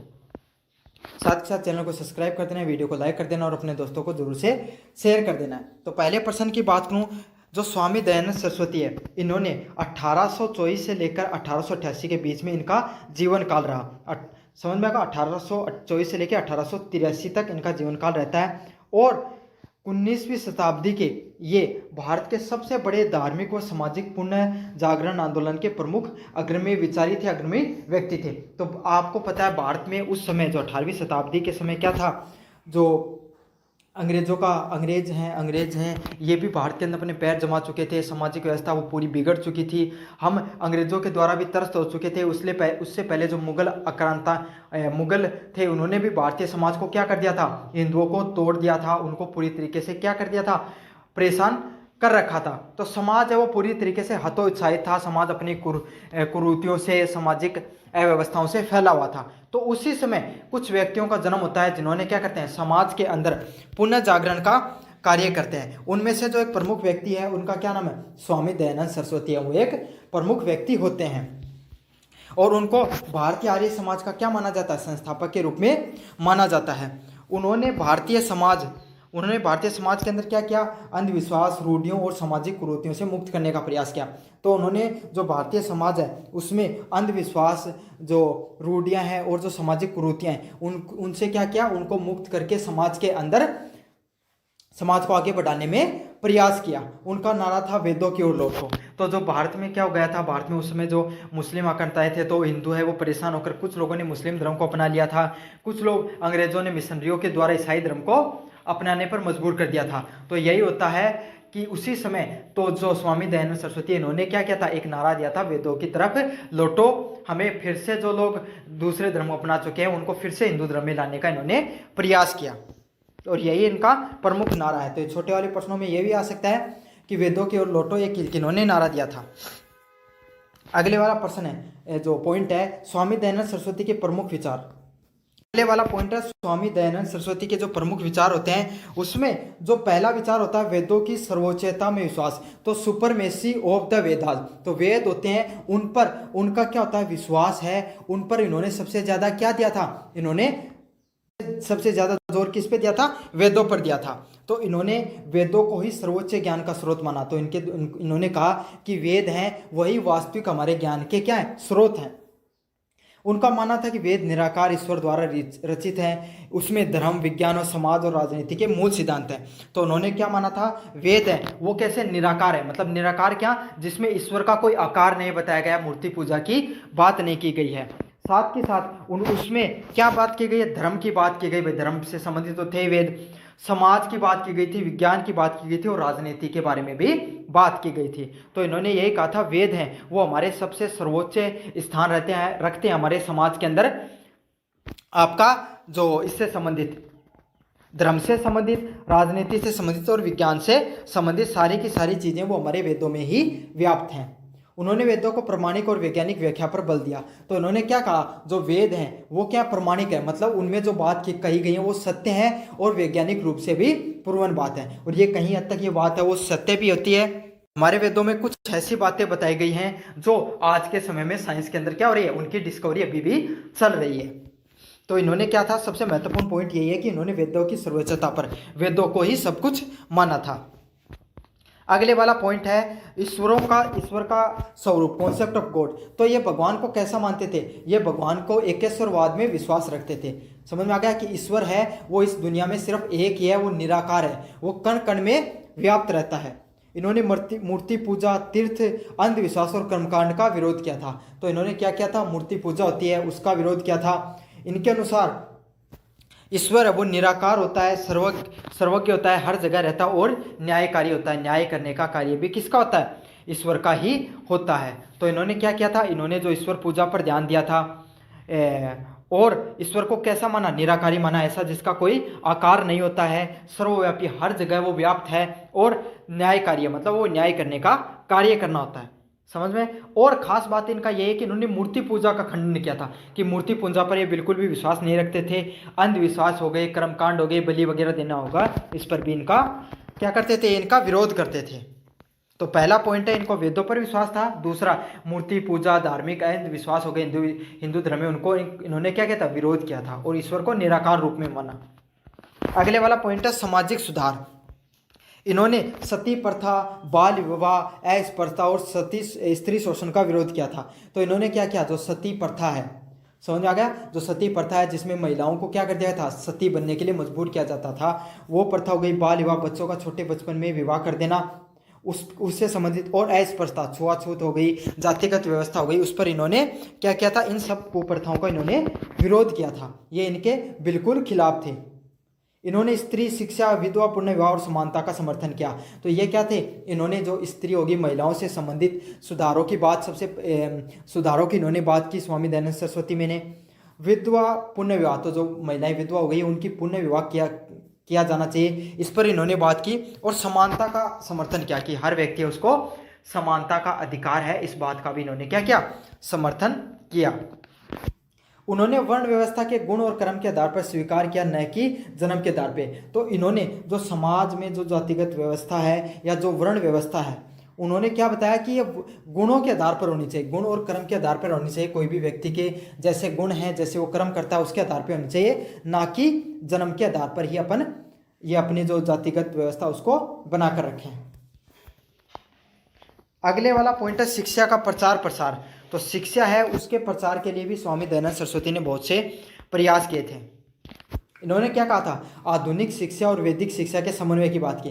तो ये कहते थे कि जो हमारी प्राचीन शिक्षा है ये भी बहुत अच्छी है, इसको भी मानो, लेकिन इसके साथ साथ हमें जो आधुनिक वैज्ञानिक शिक्षा है उसको भी मानना चाहिए। आज के समय में ये भी बहुत ज़्यादा महत्वपूर्ण है। आर्य समाज के माध्यम से देश भर में गुरुकुल और विद्यालयों की स्थापना की। तो इन्होंने क्या किया, आर्य समाज है उसके माध्यम से उसके सारे इन्होंने जो भारतीय समाज है उसमें गुरुकुल और विद्यालयों की स्थापना की। तो अलग अलग जो स्कूली प्रणाली है उनमें गुरुकुल व्यवस्था और विद्यालय जो व्यवस्था उसकी स्थापना करने का इन्होंने प्रयास किया। इन्होंने शिक्षा को चरित्र निर्माण, ज्ञान और राष्ट्र की सेवा का साधन बताया। तो इन्होंने क्या बताया, जो हमारी जो शिक्षा है उसके माध्यम से क्या होता है, शिक्षा के माध्यम से कोई भी व्यक्ति उसके चरित्र का निर्माण होता है, ज्ञान और राष्ट्र सेवा का साधन माना। साथ के साथ इन्होंने ज्ञान और राष्ट्र सेवा है उसको इसका क्या माना है, साधन माना है। तो यही होती है शिक्षा को इन्होंने प्रमुख स्थान दिया कि शिक्षा के माध्यम से कोई व्यक्ति उसका चरित्र का निर्माण होता है, उसका ज्ञान का और राष्ट्र के विकास का निर्माण होता है। अगले वाला पॉइंट है राष्ट्रवाद और विदेशी स्वदेशी चेतना। तो इन्होंने भारत में एक सांस्कृतिक राष्ट्र माना। तो भारत को इन्होंने कैसे माना कि हम एक संस्कृति से जुड़े हुए लोग हैं, हम सांस्कृतिक लोग हैं और हमें अपना जो गौरवशाली इतिहास रहा है, जो हमारी संस्कृति रही है, हम पहली कुछ सभ्यताओं में से थे जिन्होंने एक अपना, जिनका धर्म है वो आज भी प्रासंगिक है, जिनका अपना खान पान था, अपनी सभ्यता थी, उसको हमें कभी भी नहीं भूलना चाहिए। उनके विचारों ने भारतीय स्वतंत्रता आंदोलन में वैचारिक आधार प्रदान किया। तो इन्होंने जो भारत का जो स्वतंत्रता आंदोलन रहा उसको एक नई दिशा व दशा देने का कार्य किया इनके विचारों ने। तो यही है उनके विचार हैं, उनको भारतीय जो स्वतंत्रता आंदोलन रहा उसको भी बहुत बड़ा सहारा मिला इनके विचारों से। क्यों? क्योंकि उन्होंने आधुनिक शिक्षा की बात की, भारतीय समाज के अंदर जो रूढ़ियां हैं उनको हटाने की बात की। तो इससे क्या, लोग जागरूक होना शुरू हुए धीरे धीरे। उन्होंने विदेशी संस्कृति, भाषा और शासन की आलोचना की। तो इन्होंने जो विदेशी शासन हो गया, विदेशी संस्कृति हो गई, इसकी आलोचना की और इसके माध्यम से क्या हो गया, इनडायरेक्टली इन्होंने अंग्रेजों की भी क्या किया था, विरोध किया था, उनकी संस्कृति का विरोध करके। अगले वाले पॉइंट की बात करूं, धार्मिक कट्टरता और आडंबर का विरोध। तो ये सबसे बड़े विरोधी रहते थे जो समाज के अंदर धार्मिक कट्टरता देखने को मिलती थी, जो लोग एकदम अपने धर्म को सर्वप्रिय मानते हैं उसको, और जो आडंबर किया जाता है, बलि देना हो गया, सती प्रथा हो गई, ये सब आडंबर थे, इनके भी इन्होंने विरोध किया था, मूर्ति पूजा का। तो इन्होंने ब्राह्मणवाद, पुराण की अतिशयता और पाखंड का विरोध किया। तो इन्होंने जो समय ब्राह्मणों का जो सर्वोच्चता देखने को मिलती थी, जहाँ पर ब्राह्मणवाद क्या होता है, जहाँ पर ज़्यादातर क्या होता था, यज्ञ वगैरह का ज़्यादा क्या रहता था, स्थान रहता था, उनका विरोध किया था। इनकी कृति थी सत्यार्थ प्रकाश, इसमें इन्होंने सभी धर्म और संप्रदाय की तार्किक समीक्षा की। तो एक सत्यार्थ प्रकाश नामक इन्होंने किताब निकाली जिसमें चाहे हिंदू, मुस्लिम, ईसाई, पारसी, सभी धर्म, जो जितने भी धर्म हैं, इन सब की भाई जो इनके मूल सिद्धांत क्या हैं, समझ में आ गया। सभी का सिद्धांत यही होता है कि सभी लोगों को मिलजुल कर भाईचारे के साथ व मानवता के साथ नैतिकता का जीवन जीना चाहिए। तो इस प्रकार की उन्होंने तार्किक समीक्षा की। सीधी सीधी बात है, सारा धर्म का जो निचोड़ है वो काट के रख दियो सत्यार्थ प्रकाश में। अगले वाला पॉइंट है उनका तर्क और विज्ञान को धर्म से जोड़ने का प्रयास किया। तो इन्होंने क्या किया, तर्क मतलब जो अपन जो लॉजिकल थिंकिंग रखते हैं ना, आज के समय जो आप कहते हो, कोई भी व्यक्ति आपको कोई बात कहे तो आपके समय आज उसको उल्टा प्रश्न पूछते हो, तार्किक प्रश्न पूछते हो, भाई ये चीज़ हुई तो क्यों हुई। तो यही चीज़ है, जो इसी चीज़ को इन्होंने तर्क और विज्ञान से जोड़ने का प्रयास किया, किसको, धर्म को। अब इनकी आलोचनात्मक, भाई कोई व्यक्ति है उसके दो प्रकार के पॉइंट होते हैं, आलोचनात्मक और सकारात्मक। तो पहले सकारात्मक देखेंगे फिर आलोचनात्मक पॉइंट भी देखेंगे। तो पहला पॉइंट है धार्मिक शुद्धिकरण। तो इन्होंने धर्म के अंदर जो आडंबरवाद आ गया था, धर्म के अंदर जो पाखंडवाद आ गया था, इनको इन्होंने सही करने का प्रयास किया था वैज्ञानिक और तर्कसंगत ढंग से। अगले वाला पॉइंट है सामाजिक जागरूकता। इन्होंने समाज की रूढ़ियों से मुक्त कर समानता और स्वतंत्रता के विचार फैलाए थे। तो इन्होंने समाज के अंदर जो रूढ़ियाँ फैल गई थी उसको मुक्त करके इन्होंने समाज में समानता और स्वतंत्रता के विचार उनको फैलाए कि सभी लोग वो समान है और स्वतंत्रता के साथ रहना चाहिए सभी लोगों को समाज के अंदर। अगले वाला पॉइंट है शिक्षा की क्रांति। तो इन्होंने अपने शिक्षा के प्रयास करके हर जन तक, हर व्यक्ति तक इन्होंने क्या क्या अपने शिक्षा है उसको महत्व को समझाया, शिक्षा का लोगों को बताया कि आधुनिक जो अपनी प्राचीन संस्कृति है, प्राचीन सभ्यता है, शिक्षा उसको भी अपनाओ, लेकिन साथ के साथ जो आधुनिक शिक्षा उसको भी अपनाना चाहिए ताकि हम वैज्ञानिक ढंग से भी आगे बढ़ सकें। अगले वाला पॉइंट है राष्ट्रभक्ति और स्वदेशी प्रेम। तो इनके विचारों ने स्वतंत्रता संग्राम के वैचारिक आधार को मजबूत किया। तो इन्होंने क्या किया, इनके जो विचार है, इन्होंने जो स्वतंत्रता जो संग्राम रहा, फ्रीडम फाइटर्स थे, इनके लिए इन्होंने वैचारिक आधार मजबूत किया। तो जो वैचारिक शक्ति है जो लोगों के अंदर, जो अंग्रेज थे उनके प्रति उन्होंने क्या किया, एक उनके विरोध की भावना उत्पन्न की, क्योंकि इन्होंने क्या किया, आधुनिकता की बात की, अपनी खुद की भारतीय संस्कृति को अपनाने की बात की, अंग्रेजों की जो संस्कृति हो गई, भाषा हो गई, शासन के विरोध में इन्होंने बहुत सी चीज़ें लिखी, बताई ताकि लोग जागरूक हो सकें। अब इनका नकारात्मक पक्ष क्या होता है? पहला पॉइंट है धार्मिक असहिष्णुता का आरोप। तो इन पे सबसे बड़ा आरोप यही लगता है कि इन्होंने सत्यार्थ प्रकाश में अन्य धर्मों की आलोचना की। तो इन्होंने क्या किया, अपने धर्म को सर्वप्रिय दिखाया, हिंदू धर्म को, और बाकी अन्य धर्मों की इन्होंने आलोचना करने की प्रयास की। तो इन पे आरोप लगता है कि असहिष्णु व्यक्ति थे। असहिष्णु मतलब जो दूसरे धर्मों को कम मानते हैं। मूर्ति पूजा का विरोध। तो इन्होंने क्या किया, इन्होंने समाज के अंदर जो बहुत बड़ा वर्ग है जो मूर्ति पूजा को मानता है उसका इन्होंने विरोध करने का प्रयास किया। विरोध किया ही था इन्होंने। पुराणों और परंपराओं का पूर्ण निषेध। तो इन्होंने कहा जो पुराण वगैरह हैं या जो पुरानी परंपराएं हैं इनको लगभग निषेध कर देना चाहिए, रोक देना चाहिए। तो इसमें क्या, आम जनता और जो धार्मिक नेतृत्व है उनके बीच में टकराव होने लगा।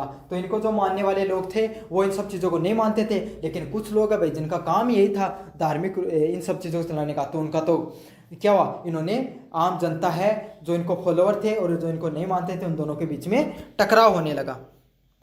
अत्यधिक वैदिक आग्रह, और इन्होंने सिर्फ एक ही चीज़ पर ज़्यादा जोर दिया, वो कौन थे, वेद थे। तो इन्होंने वैदिक दृष्टिकोण पर को सबसे ज़्यादा अत्यधिक जोर दिया।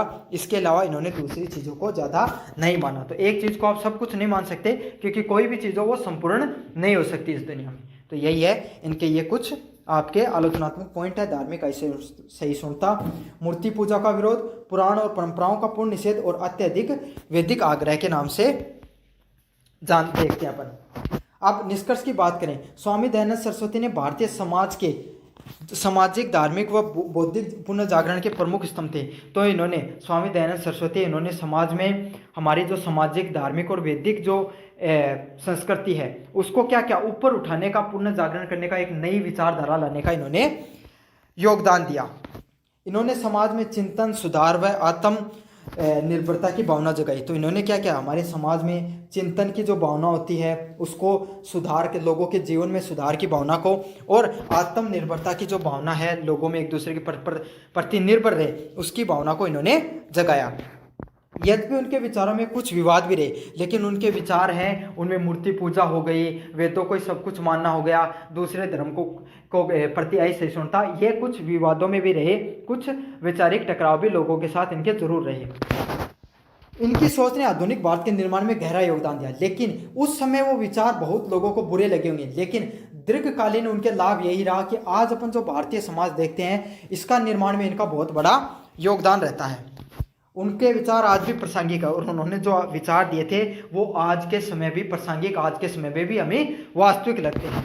जब समाज फिर से वैज्ञानिक सोच, नैतिकता और शिक्षा की ओर लौटने की आवश्यकता महसूस करता है, तो जब भी समाज को लगता है कि हमने अगर उस समय जो वैज्ञानिक सोच है और नैतिकता है और उसको, शिक्षा को अपना लिया, इसलिए आज हम इतने आगे हैं, तो इसीलिए इसमें इनका प्रमुख योगदान किसका रहता है, स्वामी दयानंद सरस्वती का रहता है, जिन्होंने उस समय इन सब चीज़ों पर बात की थी। तो चलो, ये तो था आपका स्वामी दयानंद सरस्वती से प्रमुख जो उनके विचार रहे। वो कैसा लगा आपको वीडियो जरूर से बताना। चैनल को सब्सक्राइब नहीं किया तो सब्सक्राइब कर देना। अन्य वीडियो का जो लिंक है वो डिस्क्रिप्शन में दे रखा है, जाके जरूर से देख लो। हेलो बच्चों, मेरा नाम है मोहित और आपका स्वागत हमारे यूट्यूब चैनल हिस्ट्री चैंपियन में। तो जैसा कि आप जानते हो, आपका बीए सेकंड सेमेस्टर का जो पेपर होता है प्रमुख भारतीय राजनीतिक विचारक, उससे संबंधित मैं महत्वपूर्ण प्रश्न आपके सामने लेकर आया हूँ।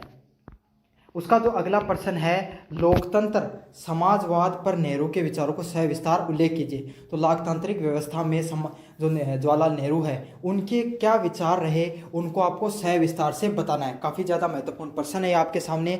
अलग अलग विश्वविद्यालय में प्रश्न पूछा जाता है। तो आपको क्या करना है, बस वीडियो को पूरा देखना है। वीडियो आप पूरा देखोगे तो क्या होगा, उससे फायदा होगा। चाहे प्रश्न निबंधात्मक रूप से आए, चाहे लघुतरात्मक रूप से आए, चाहे अति लघुतरात्मक रूप से आए, आप प्रश्न को बहुत अच्छे से कर लोगे। साथ के साथ मैंने डिस्क्रिप्शन में अन्य प्रश्न करवा रखे हैं, उनका भी लिंक दे रखा है, आप वो भी देख लीजिए। मास्टर क्लास मिलेगी, सारे यूनिटों को रिवीजन वहाँ देखने को मिलेगा। आपको कोई प्रश्न में दिक्कत आ रही है तो वो भी देख लो, आपका वो भी आप अच्छे से क्लियर हो जाएगा।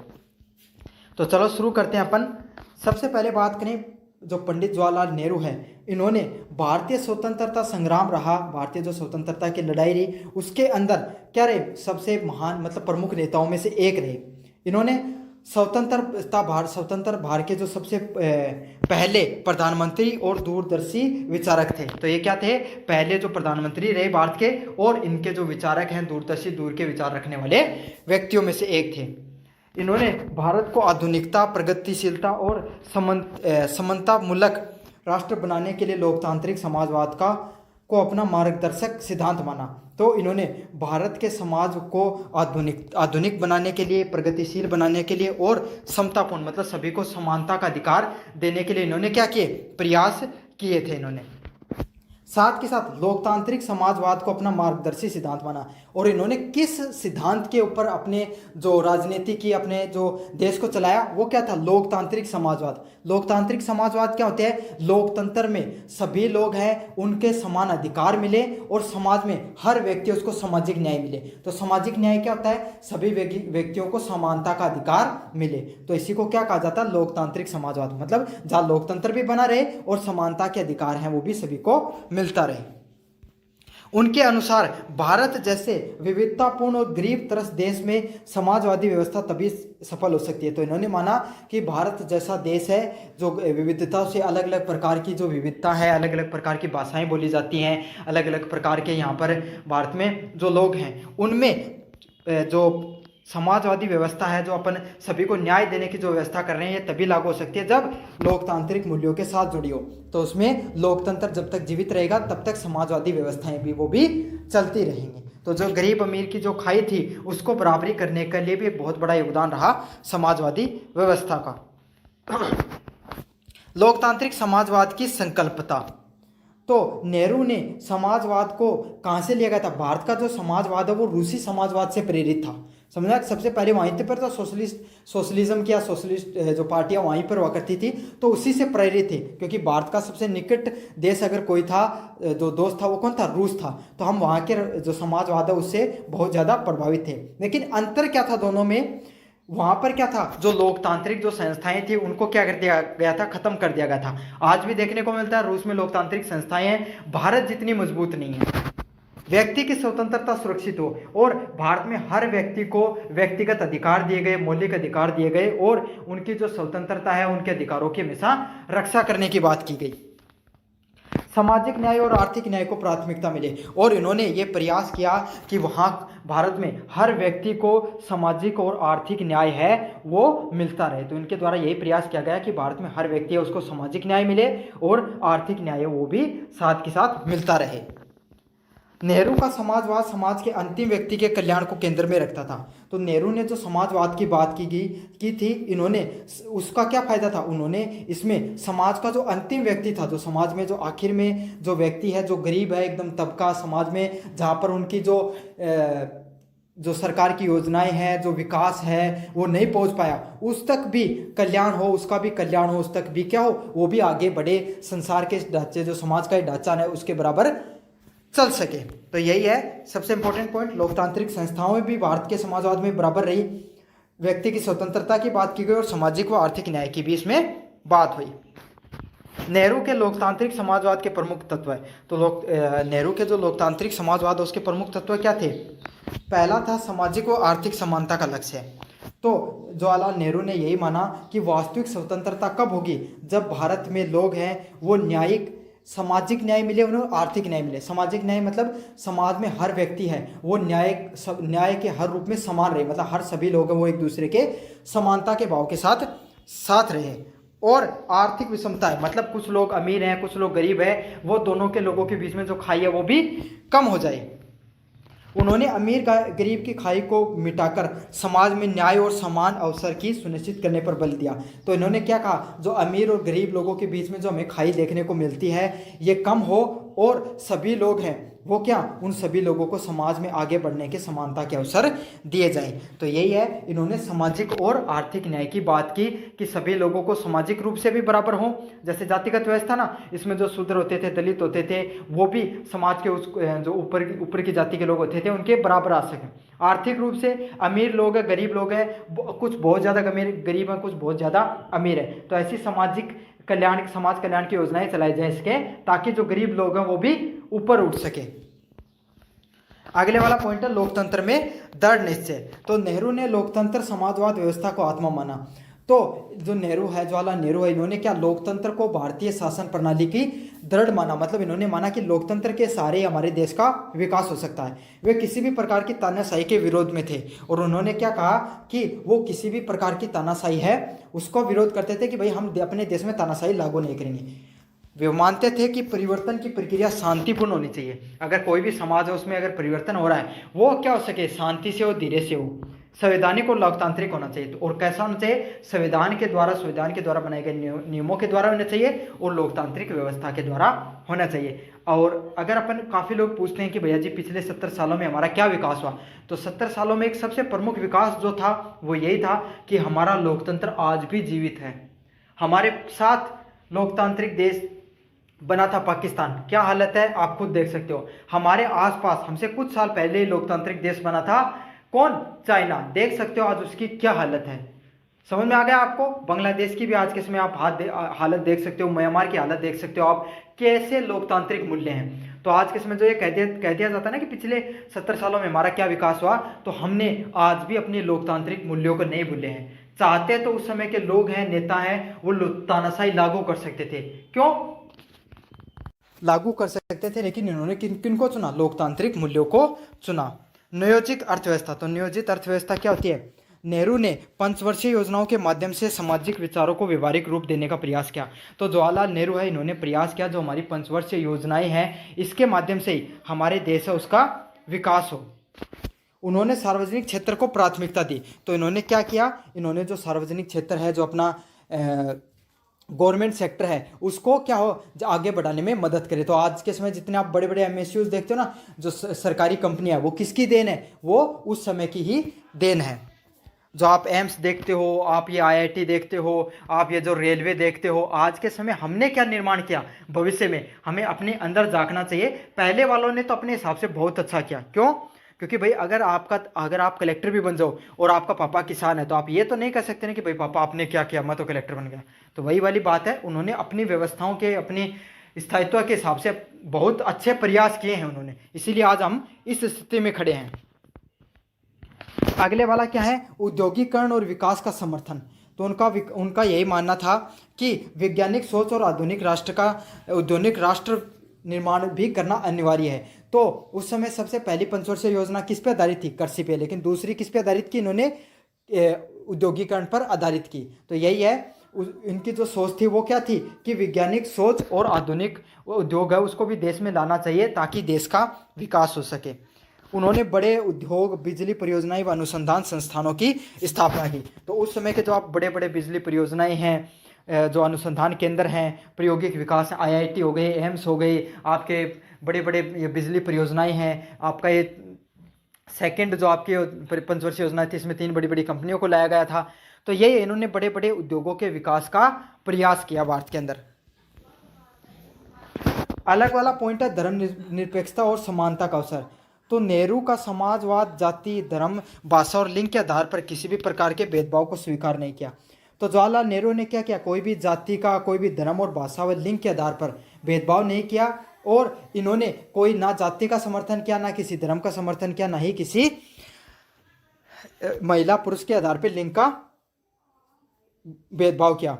वे समानता, सभी लोग बराबर हैं, बंधुता, सभी लोगों को भाईचारे पे रहना चाहिए, और न्याय जैसी व्यवस्थाओं पर, संवैधानिक व्यवस्था पर विश्वास किया। अगले वाला पॉइंट है सहकारी आंदोलन और ग्रामीण विकास। तो इन्होंने क्या किया, शहरीकरण, औद्योगिकरण के विकास के साथ साथ इन्होंने जो गांवों का विकास हो गया, सहकारी समिति हो गई, और कृषि सुधारों में भी सामाजिक नीति है उसका विनियंग माना। तो इन्होंने क्या कहा, जो गांव का विकास हो गया, सहकारी समितियां हो गई, और कृषि क्षेत्र है उसका विकास में इन्होंने क्या किया, उनका विनय अंग माना। वे ग्राम स्वराज व आत्मनिर्भर ग्रामीण व्यवस्था के पक्षधर थे। तो उन्होंने क्या माना कि ग्रामों का, गांव है उनका विकास करना बहुत ज़्यादा ज़रूरी है, क्योंकि उस समय या आज के समय में भी भारत की ज़्यादातर जनसंख्या कहाँ पर रहती है, गाँव में रहती है। तो गाँव का विकास होगा तो देश का विकास अपने आप हो जाएगा। अब निष्कर्ष की बात करें, पंडित जवाहरलाल नेहरू ने लोकतांत्रिक समाजवाद केवल एक आर्थिक दर्शन नहीं था। तो इन्होंने लोकतांत्रिक समाजवाद की बात की थी कि लोकतंत्र के माध्यम से लोगों को सामाजिक न्याय दिया जाए। ये क्या था, एक प्रकार का आर्थिक दर्शन, मतलब लोगों को झूठे पैसों के आर्थिक तरीके से सपने दिखाने का ही नहीं कार्य किया, बल्कि एक मानवीय दृष्टिकोण था जिससे व्यक्ति की गरिमा, समानता और न्याय को सर्वप्रिय रखा गया था। जिसमें क्या था कि एक वास्तविकता का दर्शन देखने को मिलता था, जिसमें सभी लोगों को समानता का अधिकार, न्याय का अधिकार मिल सके। इन्होंने भारत को एक ऐसी दिशा दी जिसमें आधुनिकता और परंपरा, विज्ञान और नैतिकता तथा समाजवाद, लोकतंत्र का संतुलन बना रहे। तो इन्होंने समाज को एक ऐसी आधुनिकता दी और परंपराओं का संरक्षण किया, विज्ञान व नैतिकता का प्रयास किया तथा समाजवाद का संतुलन बना रहे। तो इन्होंने क्या किया, आधुनिकता के साथ साथ हमारी जो विज्ञान को भी आगे बढ़ाया, साथ के साथ प्राचीन संस्कृतियाँ, जो हमारी खुद के जो गाँवों का विकास है उसको भी आगे बढ़ाने का प्रयास किया, ताकि हम आधुनिकता के साथ भी बने रहे और हमारी संस्कृति का भी स्वरूप खराब ना हो। आज भी उनके विचार भारत की नीतियों और संविधान की योजनाओं के मार्गदर्शक सिद्धांत हैं। तो आज के समय में जो बड़ी बड़ी परियोजनाएं देखते हो, उनमें भी उनके द्वारा जो विचार दिए गए, उनके द्वारा जो नीतियां दी गई, वो क्या होती हैं, वो योजना उनके मार्गदर्शन का सिद्धांत रहती हैं, वही मुख्य सिद्धांतों में से एक है। तो यही है जो लोकतांत्रिक समाजवाद में जो नेहरू के विचार हैं उस पर प्रमुख टिप्पणी है, वो मैंने आपको बता दी है। कैसा लगा आपको वीडियो जरूर से बताना, चैनल को जरूर से सब्सक्राइब करना। धन्यवाद। हेलो बच्चों, मेरा नाम है मोहित और आपका स्वागत हमारे यूट्यूब चैनल हिस्ट्री चैंपियन में।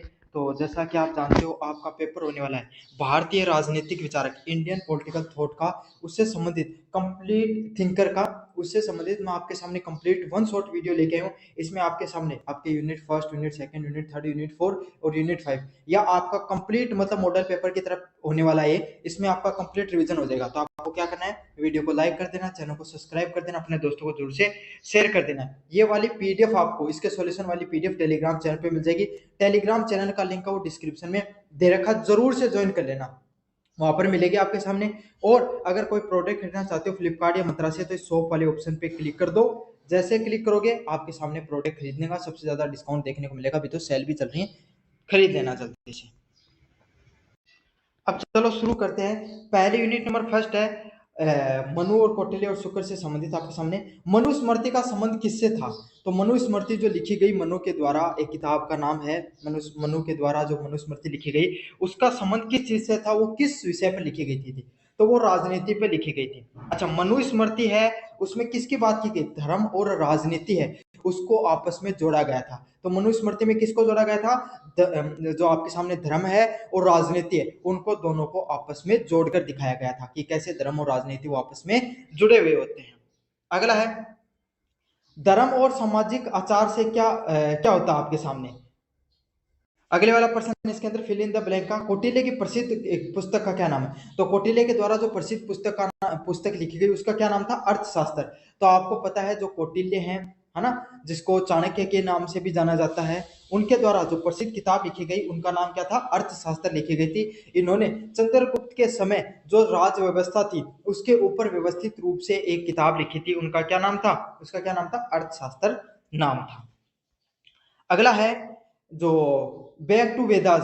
तो बैक टू वेदास आपके द्वारा किसके द्वारा नारा दिया गया था? बैक टू वेदास का स्वामी दयानंद सरस्वती के द्वारा बैक टू वेदास का नारा दिया गया था। मतलब वेदों की ओर लौटो, ये नारा किसके द्वारा दिया गया था? स्वामी दयानंद सरस्वती के द्वारा दिया गया था।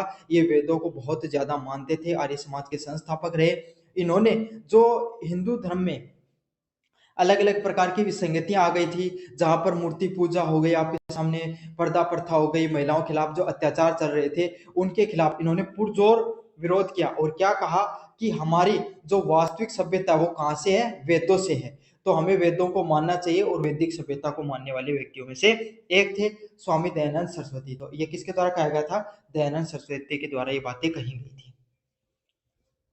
अगला है बैक टू वेदास का नारा स्वामी दयानंद सरस्वती ने कहाँ दिया था? तो कहां पर दिया था? स्वामी विवेकानंद ने विश्व धर्म महासभा को कहाँ संबोधित किया था?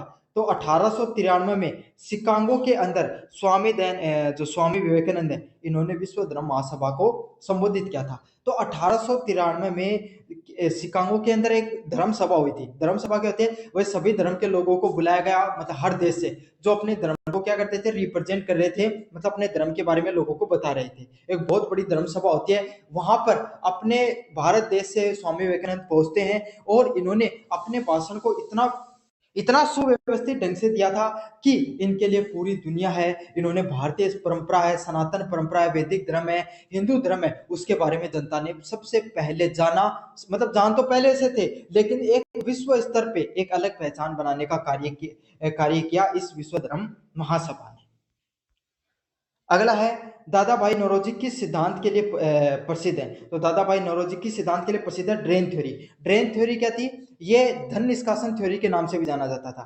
तो सबसे पहले दादा भाई नौरोजी ने बताया कि आज भारत देश है जो गरीबी का सामना कर रहा है, वो क्यों कर रहा है? क्योंकि अंग्रेज क्या कर रहे हैं? भारत में जो पैसा है, भारत में जितना भी पैसा है उसको क्या करते हैं? उसको बाहर से टिक्कर के रूप में ले लेते हैं और उस पैसे को अपने उपभोग में उपयोग कर लेते हैं कुछ तो, और कुछ इंग्लैंड भेज देते हैं। तो कर कोई भी देश से लिया जाता है।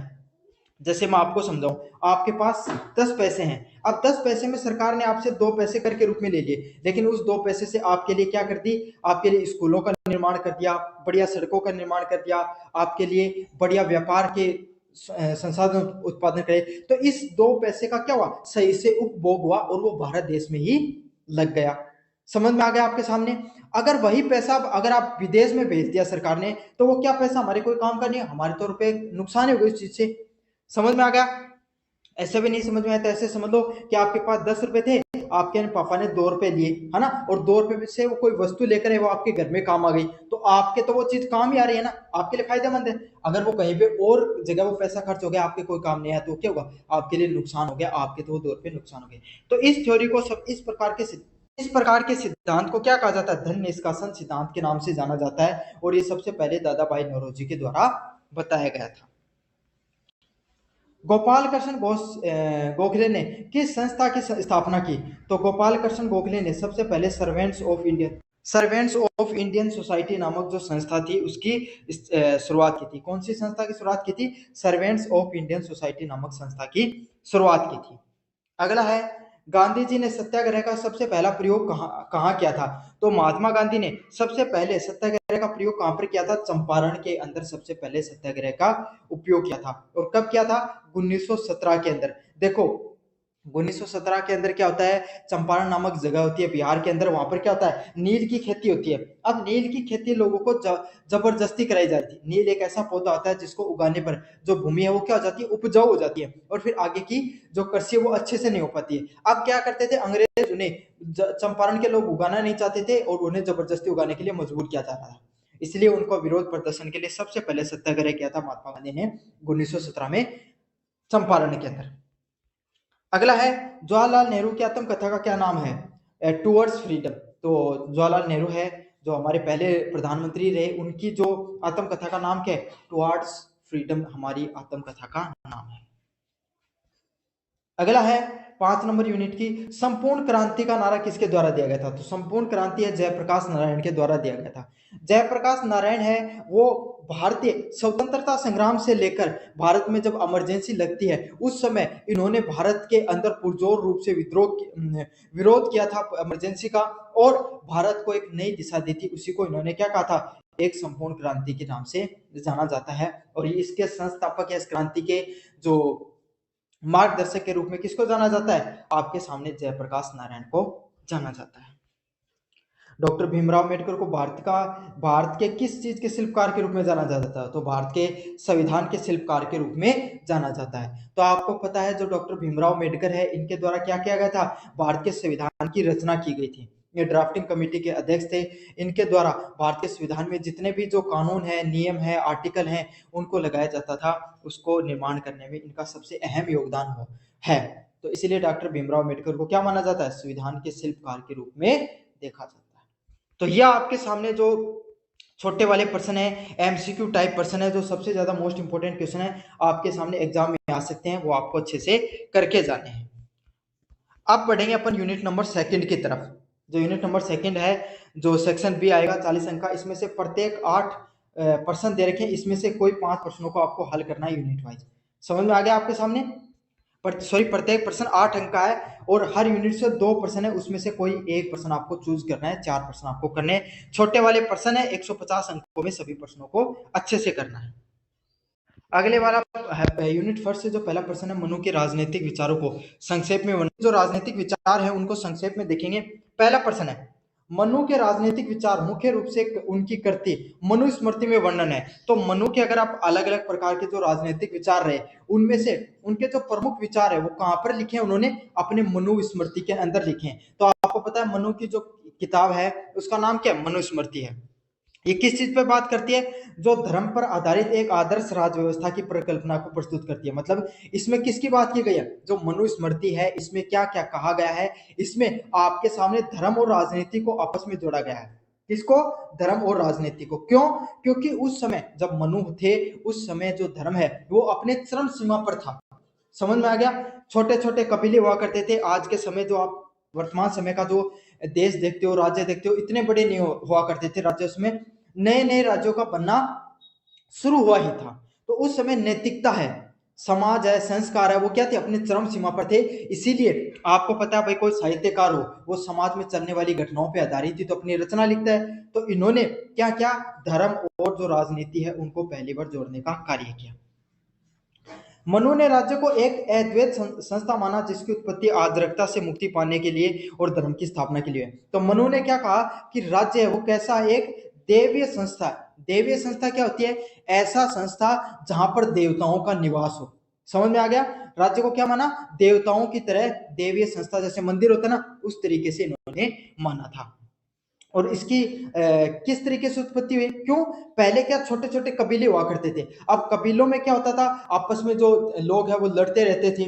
समझ में आ गया? अपनी सत्ता को अधिकार करने के लिए। लेकिन जब राज्य का निर्माण हुआ तो मनु ने क्या कहा कि इसको, जो राज्य है उसका निर्माण इसीलिए कहा जा रहा है कि एक व्यक्ति है वो इसमें सबसे बड़ा सुप्रीम लीडर होगा, बाकी की सारी प्रजा होगी जिसकी वो देख रेख करेगा। समझ में आ गया? और जो आपके सामने इसका राज्य का निर्माण क्यों किया जा रहा है? ताकि आपस में जो जनता है वो आर्द्रकता करती है, लड़ाई करती है, उससे उसको मुक्ति मिल सके। राजा को ईश्वर का प्रतिनिधि माना गया है। और इन्होंने जो आपके सामने मनु ने क्या माना कि राजा होता है, राजा क्या होता है? आपके सामने जो पूरी की पूरी जो प्रजा होती है उसका प्रतिनिधित्व करता है। समझ में आ गया? साथ के साथ उसको क्या माना? ईश्वर का भी प्रतिनिधित्व माना कि वो तो ईश्वर के द्वारा चुना हुआ व्यक्ति होता है। समझ में आ गया आपके सामने? मनु ने क्या माना? राजा को एक ईश्वर के द्वारा चुना हुआ व्यक्ति के रूप में जाना था, जिसका मुख्य कर्तव्य प्रजा का पालन करना और धर्म के अनुसार शासन करना है। तो इसका मुख्य कर्तव्य क्या था भाई? राजा का मुख्य कर्तव्य यही होता है कि वो अपने धर्म को पालन करे और अनुशासन से कार्य करे। भाई कोई ईश्वर का प्रतिनिधित्व है तो उसका पहला कार्य तो यही होगा कि वो कम से कम अपने धर्म को तो अच्छे से माने। राजा के लिए दंड नीति को कठोरता से पालन करना अनिवार्य था ताकि समाज में व्यवस्था बनी रहे। तो मनु ने क्या कहा कि कोई भी राजा है अगर उसको अपना राज्य चलाना है तो उसको तो दंड नीति पर तो कार्य करना ही होगा। दंड नीति मतलब कि राजा है अगर उस उसको जरूरत पड़ी तो प्रजा को दंडित करना ही पड़ेगा। मतलब अगर कोई व्यक्ति है वो आपके नियम और नियमों के अनुसार नहीं चल रहा है तो उसको क्या कर सकते हो, राजा को छूट है कि वो उसको दंडित भी कर सकता है, उसको दंड भी दे सकता है। क्यों? अगर ऐसा नहीं करेगा, भाई कोई व्यक्ति चोरी चोरी करता है, अगर उसको आप दंडित नहीं करोगे तो वो तो क्या है, उसको देखकर 5 लोग और चोरी करना शुरू कर देंगे। तो यही है, मनु ने यही कहा कि दंडित करना कोई भी अगर राजा करना चाहे तो उसको करने की छूट है। मनु ने राज्य के सप्तांश सिद्धांत का प्रतिपादन किया। तो मनु ने क्या किया, कोई भी राज्य है उसके जो सप्तांश सिद्धांत होता है उसके बारे में उन्होंने बताया, जिसमें राजा को अमात्य, जिसमें राजा राजा तो आप समझ गए, जो आपका सबसे महत्वपूर्ण पद होता था राजा। अमात्य कौन होते थे? अमात्य होते ही आपके सामने जो मंत्री परिषद होती थी उसको मनु ने अमात्य बोला। जनपद, जनता को इन्होंने क्या बोला, जनपद के नाम से जाना। दुर्ग, दुर्ग है जो आपके सामने जो राजा जहां पर रहता था उसको इन्होंने दुर्ग बोला। ये भी राज्य का बहुत अभिन्न हिस्सा है। कोष, जहां पर धन का संचय किया जाता है, मनु के द्वारा कहा गई ये बात कही गई कि अगर कोई राजा है वो कर का संचय नहीं करता है, मतलब जनता से कर नहीं लेता है, तो भी वो राज्य नहीं चल सकता, और अत्यधिक कर लेगा तो भी संचय नहीं कर सकता है। अब वो कर को कहां पर इकट्ठा करेंगे? कोष में। दंड, दंड क्या होता है आपके सामने, अगर कोई भी व्यक्ति है, अगर कोई भी व्यक्ति है वो सही से नियमों के अनुसार नहीं चले तो उसको क्या किया जा सकता है? दंड प्रदान किया जा सकता है। और मित्र मतलब दोस्त। तो यह आपके सामने मनु का सप्तांश सिद्धांत है। मनु ने राज्य को चलाने के लिए 7 व्यक्तित्वों का निर्माण के बारे में बात की थी कि 7 चीजें अगर कोई राज्य में सही से होंगी तो वो राज्य सही से चलेगा। अच्छे से याद करो, सप्तांश सिद्धांत भी आपका यहीं से क्लियर हो जाएगा। एक अलग से वीडियो मैंने पहले बना रखा है सप्तांश सिद्धांत पे, प्लेलिस्ट का लिंक है, वहां से जाकर देख लेना। कौन से चीजें थी उसमें? पहले राजा, राजा क्या होता है? राजा कोई भी राज्य का प्रतिनिधित्व होता है, उसको जो आपके सामने क्या बोलते हैं, मनु ने इसको देवीय रूप में जाना था, देवी ईश्वर का प्रतिनिधित्व के रूप में माना। अमात्य, अमात्य मंत्री परिषद होती है। मंत्री परिषद राजा की जो मदद करने के लिए मंत्री परिषद होती थी। और आपके सामने इसमें बताया गया था, मनु ने कहा कि जब राजा मंत्री परिषद का चुनाव करे, मंत्रियों का चुनाव करे, तो उसमें अपने भाई भतीजावाद को नहीं ध्यान में रखकर एक अच्छे और गुणवान व्यक्तियों का चयन करना चाहिए। जनपद क्या होती है? जो जनता है, जितना भी राज्य है उसके अंदर जो जनता है वो जनपद के रूप में कहलाएगी, और जो राजा है उसको जो आपके सामने जनता की सेवा करना उसका प्रमुख धर्म है। दुर्ग, दुर्ग कोई भी, मनु के अनुसार कोई भी दुर्ग होता है वो उस जो आपके सामने सबसे बड़ी रक्षा कवच के रूप में कार्य करता है कोई भी राज्य के लिए। इसलिए दुर्ग सबसे अभिन्न हिस्सा होता है कोई भी राज्य का। दुर्ग सुदृढ़ होना बहुत ज्यादा जरूरी है। कोष के बारे में, जहां पर कर संचय करके जनता के द्वारा, जनता है उसका कर संचय करके जहां पर रखा जाए उसको कोष कहा जाता है। और कोष में, कोष है वो कोई भी राज्य के लिए जरूरी है होता है। कोष होगा तभी राज्य क्या है, अच्छे से चल जाएगा। क्यों? कितना भी अगर आप, भाई अगर कोई भी राज्य चलाने के लिए धन होना आवश्यक है, और धन से कहां से आएगा? कर से आएगा। तो कर को इकट्ठा करना भी राज्य का जरूरी काम होता है। दंड, कोई भी व्यक्ति है वो शासन प्रशासन और आपके सामने नियम कायदों से नहीं चले तो उसको दंडित करना आवश्यक है। इसके लिए अलग अलग प्रकार के न्यायालयों का निर्माण किया गया, और साथ के साथ जो आपके सामने कोई भी राजा है वो दंडित कर सकता है किसी भी व्यक्ति को अगर वो चाहे तो। अगला क्या? मित्र, कोई भी राजा है उसको अपने आसपास के जितने भी राजा होते थे उनके साथ उनकी मित्रता होनी बहुत ज्यादा जरूरी है। समझ में आ गया? अब यहां से आपको सप्तांश सिद्धांत भी मैंने अच्छे से क्लियर करा दिया है। सप्तांश सिद्धांत आ जाए तो वो भी कर देना। उनका न्याय दर्शन वर्ण व्यवस्था और आश्रम व्यवस्था पे आधारित थी। तो इनके द्वारा एक कमी भी है कि इन्होंने जो अपने मनुस्मृति लिखी, इसमें क्या, इसमें जो न्याय है, जो न्याय देने का तरीका, उसमें क्या बताया? वर्ण व्यवस्था की बात की गई। भाई लोग हैं वो आपस में किस प्रकार से रहते हैं। आश्रम व्यवस्था पे आधारित थे कि लोग हैं वो अपने आश्रमों में रहना चाहिए। समझ में आ गया? और जिसमें प्रत्येक वन के लिए भिन्न अधिकार और कर्तव्य आधारित थे। तो आज के समय जो आप जातिवाद की व्यवस्था देखते हो वो सबसे पहले किसी किताब से निकल के आती है तो वो मनुस्मृति से निकल के आई है। सबसे पहले जातिवाद को फैलाने का, जातिवाद पे सबसे पहले टिप्पणी किसने की थी? मनुस्मृति ने की थी। मनु के विचार में धर्म, अर्थ और काम के बीच में संतुलन आवश्यक है। तो इन्होंने क्या कहा? कोई भी राज्य है उसमें धर्म और अर्थ मतलब पैसा और काम है उसके बीच में संतुलन होना आवश्यक है। और इन्होंने सबसे पहले किसको सर्वोच्च स्थान दिया था? धर्म को सर्वोच्च स्थान, सर्वप्रिय स्थान दिया था। अगले वाले है यूनिट नंबर फर्स्ट में जो इंपॉर्टेंट क्वेश्चन है, सारी चीजें आपको यहीं से क्लियर हो जाएंगी, आपको कुछ भी परेशान होने की जरूरत नहीं है, बस वीडियो को पूरा देखना है। अब आपको इसकी प्लेलिस्ट जो आपको टेलीग्राम इसकी जो पीडीएफ कहाँ पर मिलेगी वो भी बता देता हूँ एक बार। अगर आप इसकी पीडीएफ पाना चाहते हो इस जो मैं पढ़ा रहा हूँ इस क्लास की, तो आपको क्या करना है, सबसे पहले जो डिस्क्रिप्शन में टेलीग्राम चैनल का लिंक दे रहा हूँ ज्वाइन कर लो। फिर ऊपर की तरफ यूनिवर्सिटी चैंपियन एमजीसी पे क्लिक करना है। जैसे क्लिक करोगे यहाँ पर सर्च कर लेना पॉलिटिकल साइंस, तो यहाँ पर एक पीडीएफ निकल के आएगी BA second semester political science guest paper. तो इस पे जैसे क्लिक करोगे सारे के सारे पर्सन है जो मैं यहाँ पर पढ़ा रहा हूँ, सारे के सारे मैंने आपको करवा दिए हैं। अच्छे से जाओ इस पीडीएफ को क्या डाउनलोड करके पढ़ लो। अब आपके सामने जो कौटिल्य के द्वारा कौन सा राजनीतिक सिद्धांत दिए गए उसके बारे में पढ़ेंगे, सारे पढ़ लेंगे अपन। षटगुण नीति का सिद्धांत आता है, राज जो बाकी के जो सिद्धांत आते हैं सारे सारे सिद्धांतों को अपन अच्छे से पढ़ लेंगे ताकि आपका कंप्लीट रिवीजन हो जाए। कौटिल्य की राजनीति, कूटनीति और उनके प्रसिद्ध ग्रंथ अर्थशास्त्र में विस्तृत रूप से वर्णित है। तो कौटिल्य की जो राजनीति जो कूटनीति है उसका सबसे प्रसिद्ध ग्रंथ कौन सा है, अर्थशास्त्र है। उसमें सारी की सारी चीजें क्या है, विस्तृत रूप से बताई गई हैं। यहाँ पर यथार्थवादी और व्यवहारिक नीतियों पर आधारित और ये सब बातें कैसे की गई हैं, वास्तविकता पे और आपके सामने यथार्थवादी बातों की गई हैं। पहला सिद्धांत है इसमें षटगुण नीति का सिद्धांत। तो षटगुण नीति क्या होती है, बस षटगुण नीति है वो 6 नीतियों का सिद्धांत है। कितनियों का, 6 नीतियों का। जो आपके सामने जो 6 नीति हैं उनका सिद्धांत है षटगुण नीति का सिद्धांत, जिसमें पहला कोई भी राज्य को क्या करना चाहिए, संधि, विग्रह मतलब युद्ध, यान मतलब आक्रमण की तैयारी, आसन मतलब तटस्थता, ससरे मतलब शरण लेना और देविद भाव मतलब एक संधि दूसरे से युद्ध। षटगुण नीति में जो कौटिल्य ने क्या बताया, भाई एक राजा है उसको अपने राज्य बनाने, राज्य को स्थापित करने के लिए अपने आसपास के जो राज्य उनके साथ भी शांति स्थापित करनी पड़ती है। जैसे भारत है, भारत के आसपास पाकिस्तान भी है, चाइना भी है, नेपाल भी है, आपका श्रीलंका बांग्लादेश भी है। अब देखो भारत और पाकिस्तान के बीच में कम बनती है, कम बनती है आपके सामने।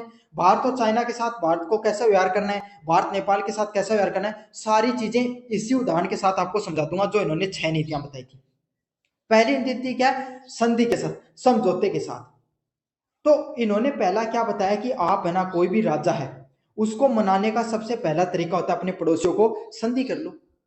समझ में आ गया आपके सामने। तो इसमें क्या, जैसे भारत और नेपाल है ये क्या करके रखते हैं, भाई भारत और नेपाल है ये आपस में पिछले कुछ दिनों में इनके रिश्ते थोड़े से खराब हुए हैं, बाकी भारत और नेपाल के बीच में क्या है, संधि है। क्यों, नेपाल एक छोटा देश है, वो इतना सशक्त नहीं है कि भारत पे आक्रमण कर सके, और भारत भी क्या है नेपाल के साथ अपने व्यवहारिक रिश्ते अच्छा रखना चाहता है ताकि जो आपके सामने जो चाइना है उसको काउंटर कर सके।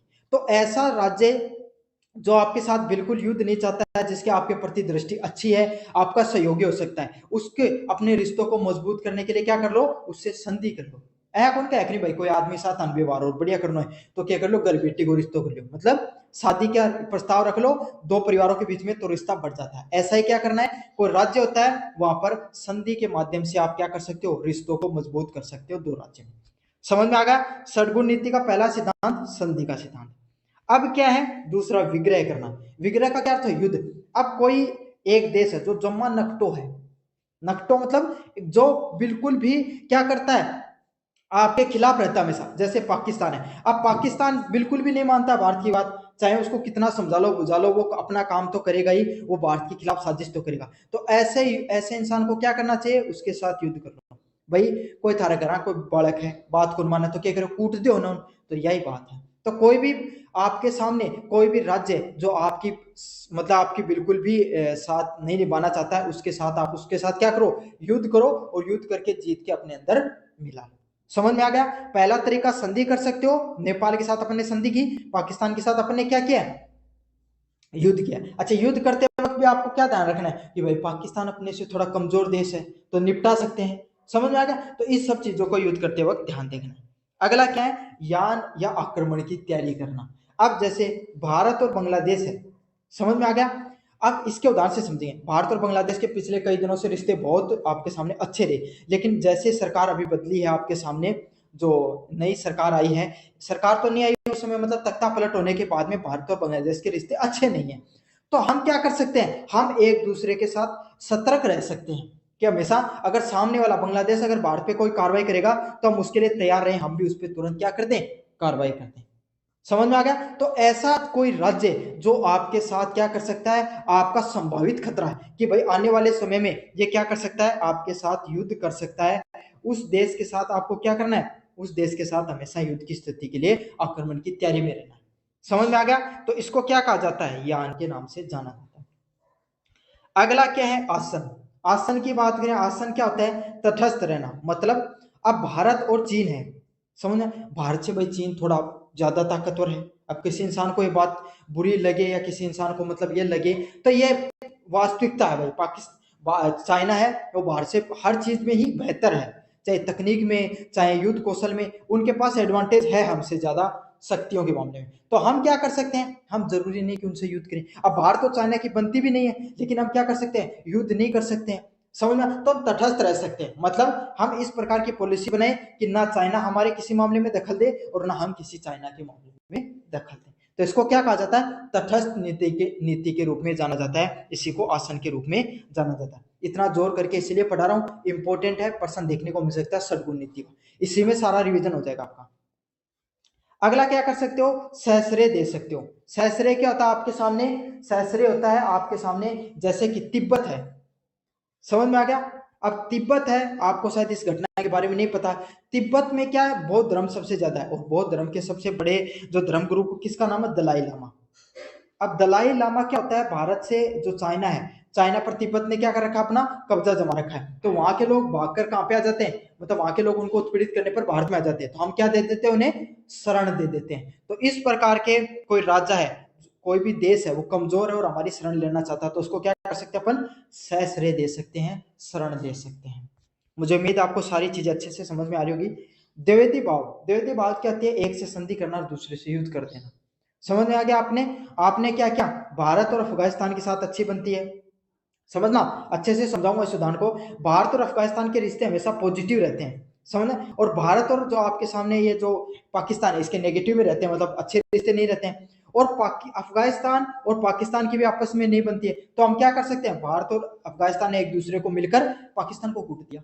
इसी को क्या कर सकते हैं अपन, इसको द्विवेदी भाव के नाम से जान सकते हैं। एक देश से संधि कर लो और दूसरे को लपेट दो। यह है षटगुण नीति का पूरा सिद्धांत। कौटिल्य के अनुसार राजा को अपनी स्थिति और शक्ति के अनुसार इन नीतियों को चतुराई से प्रयोग करना चाहिए। तो कौटिल्य ने क्या बताया कि कोई भी राजा होता है वो अपनी शक्तियों और स्थितियों के अनुसार ये जितनी भी शक्तियां हैं इनको अपनी स्थिति के अनुसार उपयोग में करना चाहिए। मैंने बता दिया आपको, भारत की स्थिति के हिसाब से सारी की सारी चीजों को समझाया है। हो सकता है आप मेरी बात से सहमत हो या नहीं हो, लेकिन अपने को तो पढ़ाई करना, अपने को तो चीजों को समझ में आया। मुझे उम्मीद है कि आपको सारी चीजें समझ में आ गई होंगी। मंडल सिद्धांत, मंडल सिद्धांत भी इंपॉर्टेंट है, प्रश्न भी देखने को मिल सकता है। अंतरराष्ट्रीय संबंधों को समझने के लिए राज्यों के बीच में संबंध स्थापित करने के लिए बताया गया था। तो मंडल सिद्धांत में क्या बताया गया था कि जो अंतरराष्ट्रीय रिश्ते होते हैं लोगों के बीच में, उनको समझने के लिए और आपस में जो राज्य हैं इनके बीच में संबंध स्थापित करने के लिए हमें क्या किया जाता है, मंडल सिद्धांत के बारे में पढ़ाया जाता है। पड़ोसी के राज्य स्वाभाविक शत्रु होते हैं और पड़ोसी पड़ोसी स्वाभाविक मित्र भी होते हैं। मतलब कोई राज्य है उसका जो पड़ोसी है, समझ में आएगा, मैं अच्छे से समझाऊंगा। भारत है, भारत का पाकिस्तान क्या है, पड़ोसी पड़ोसी आपस में हमेशा क्या रहेंगे, वो रहेंगे, दुश्मन रहेंगे। अब भारत और अब पाकिस्तान का पड़ोसी कौन, अफगानिस्तान, ये भी रहते हैं। लेकिन भारत और आपके सामने अफगानिस्तान पड़ोसी तो है लेकिन इतने करीब नहीं है। तो ये दोनों क्या रहेंगे, हमेशा दोस्त के रूप में रहेंगे। तो ये कि दुश्मन का दुश्मन क्या होता है, दोस्त होता है, वही सिद्धांत है। अगला सिद्धांत है श्याम दाम दंड भेद। तो यह आपके सामने चार उपाय हैं जिनका प्रयोग कौटिल्य ने राज्यों को शत्रु और विरोधियों से निपटने के लिए सलाह देते हैं। तो श्याम दाम दंड भेद की जो नीति है उसमें कौटिल्य ने क्या बताया है कि हमें किस प्रकार से कोई भी राजा होता है, कोई भी अपना शत्रु है, उससे निपटने के लिए इनका प्रयोग में लेना चाहिए। क्या नीतियां थी, श्याम, श्याम मतलब क्या होता है, मेल मिलाप करके। श्याम का मतलब क्या होता है, हम मेल मिलाप करके किसी के साथ रह सकते हैं। पहला, अब भारत और आपके सामने हमेशा क्या जो क्या बोलते हैं इसको, भारत और नेपाल आपस में क्या रहते हैं, मेल मिलाप करके रहते हैं। दाम क्या है, धन के वश, धन के रूप में वश करके। मालदीव है, ज्यादा उछल रहा था, अपने क्या कर दिया, उसको बॉयकॉट कर दिया उसका। भारतीय लोग नहीं गए, चुपचाप बैठ गया, उसको पता चल गया सारा का सारा धन दौलत सारी चीजें अपन देते हैं और अब मैं आंख दिखा रहा था, उसको क्या कर दो, धन से दबा दो। तो उसको क्या होता है, धन से, बल से।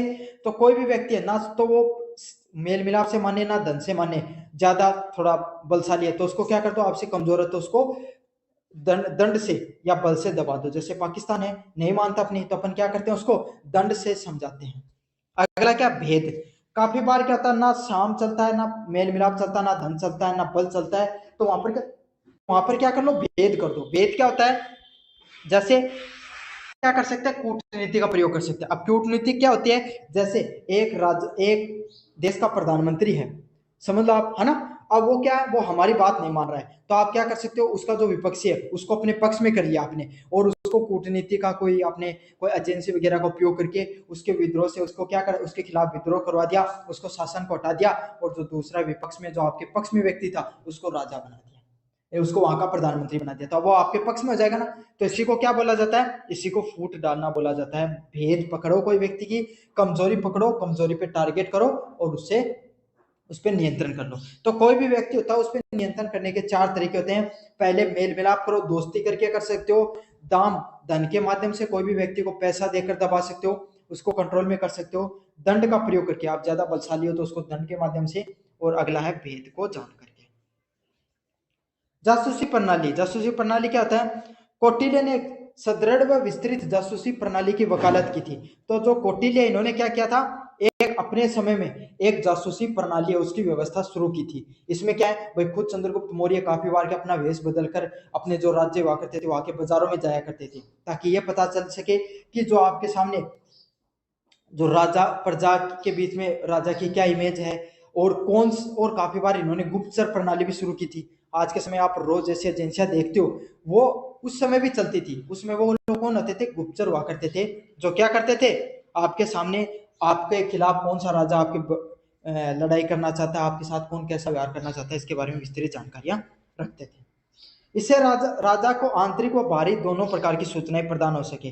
तो इससे क्या होता था, कोई भी राजा है उसको अंदर से और बाहर से उसके खिलाफ कौन कौन राजा है वो उसके खिलाफ है, कौन कौन राजा उसके पक्ष में, ये सब चीजें पता चल सके।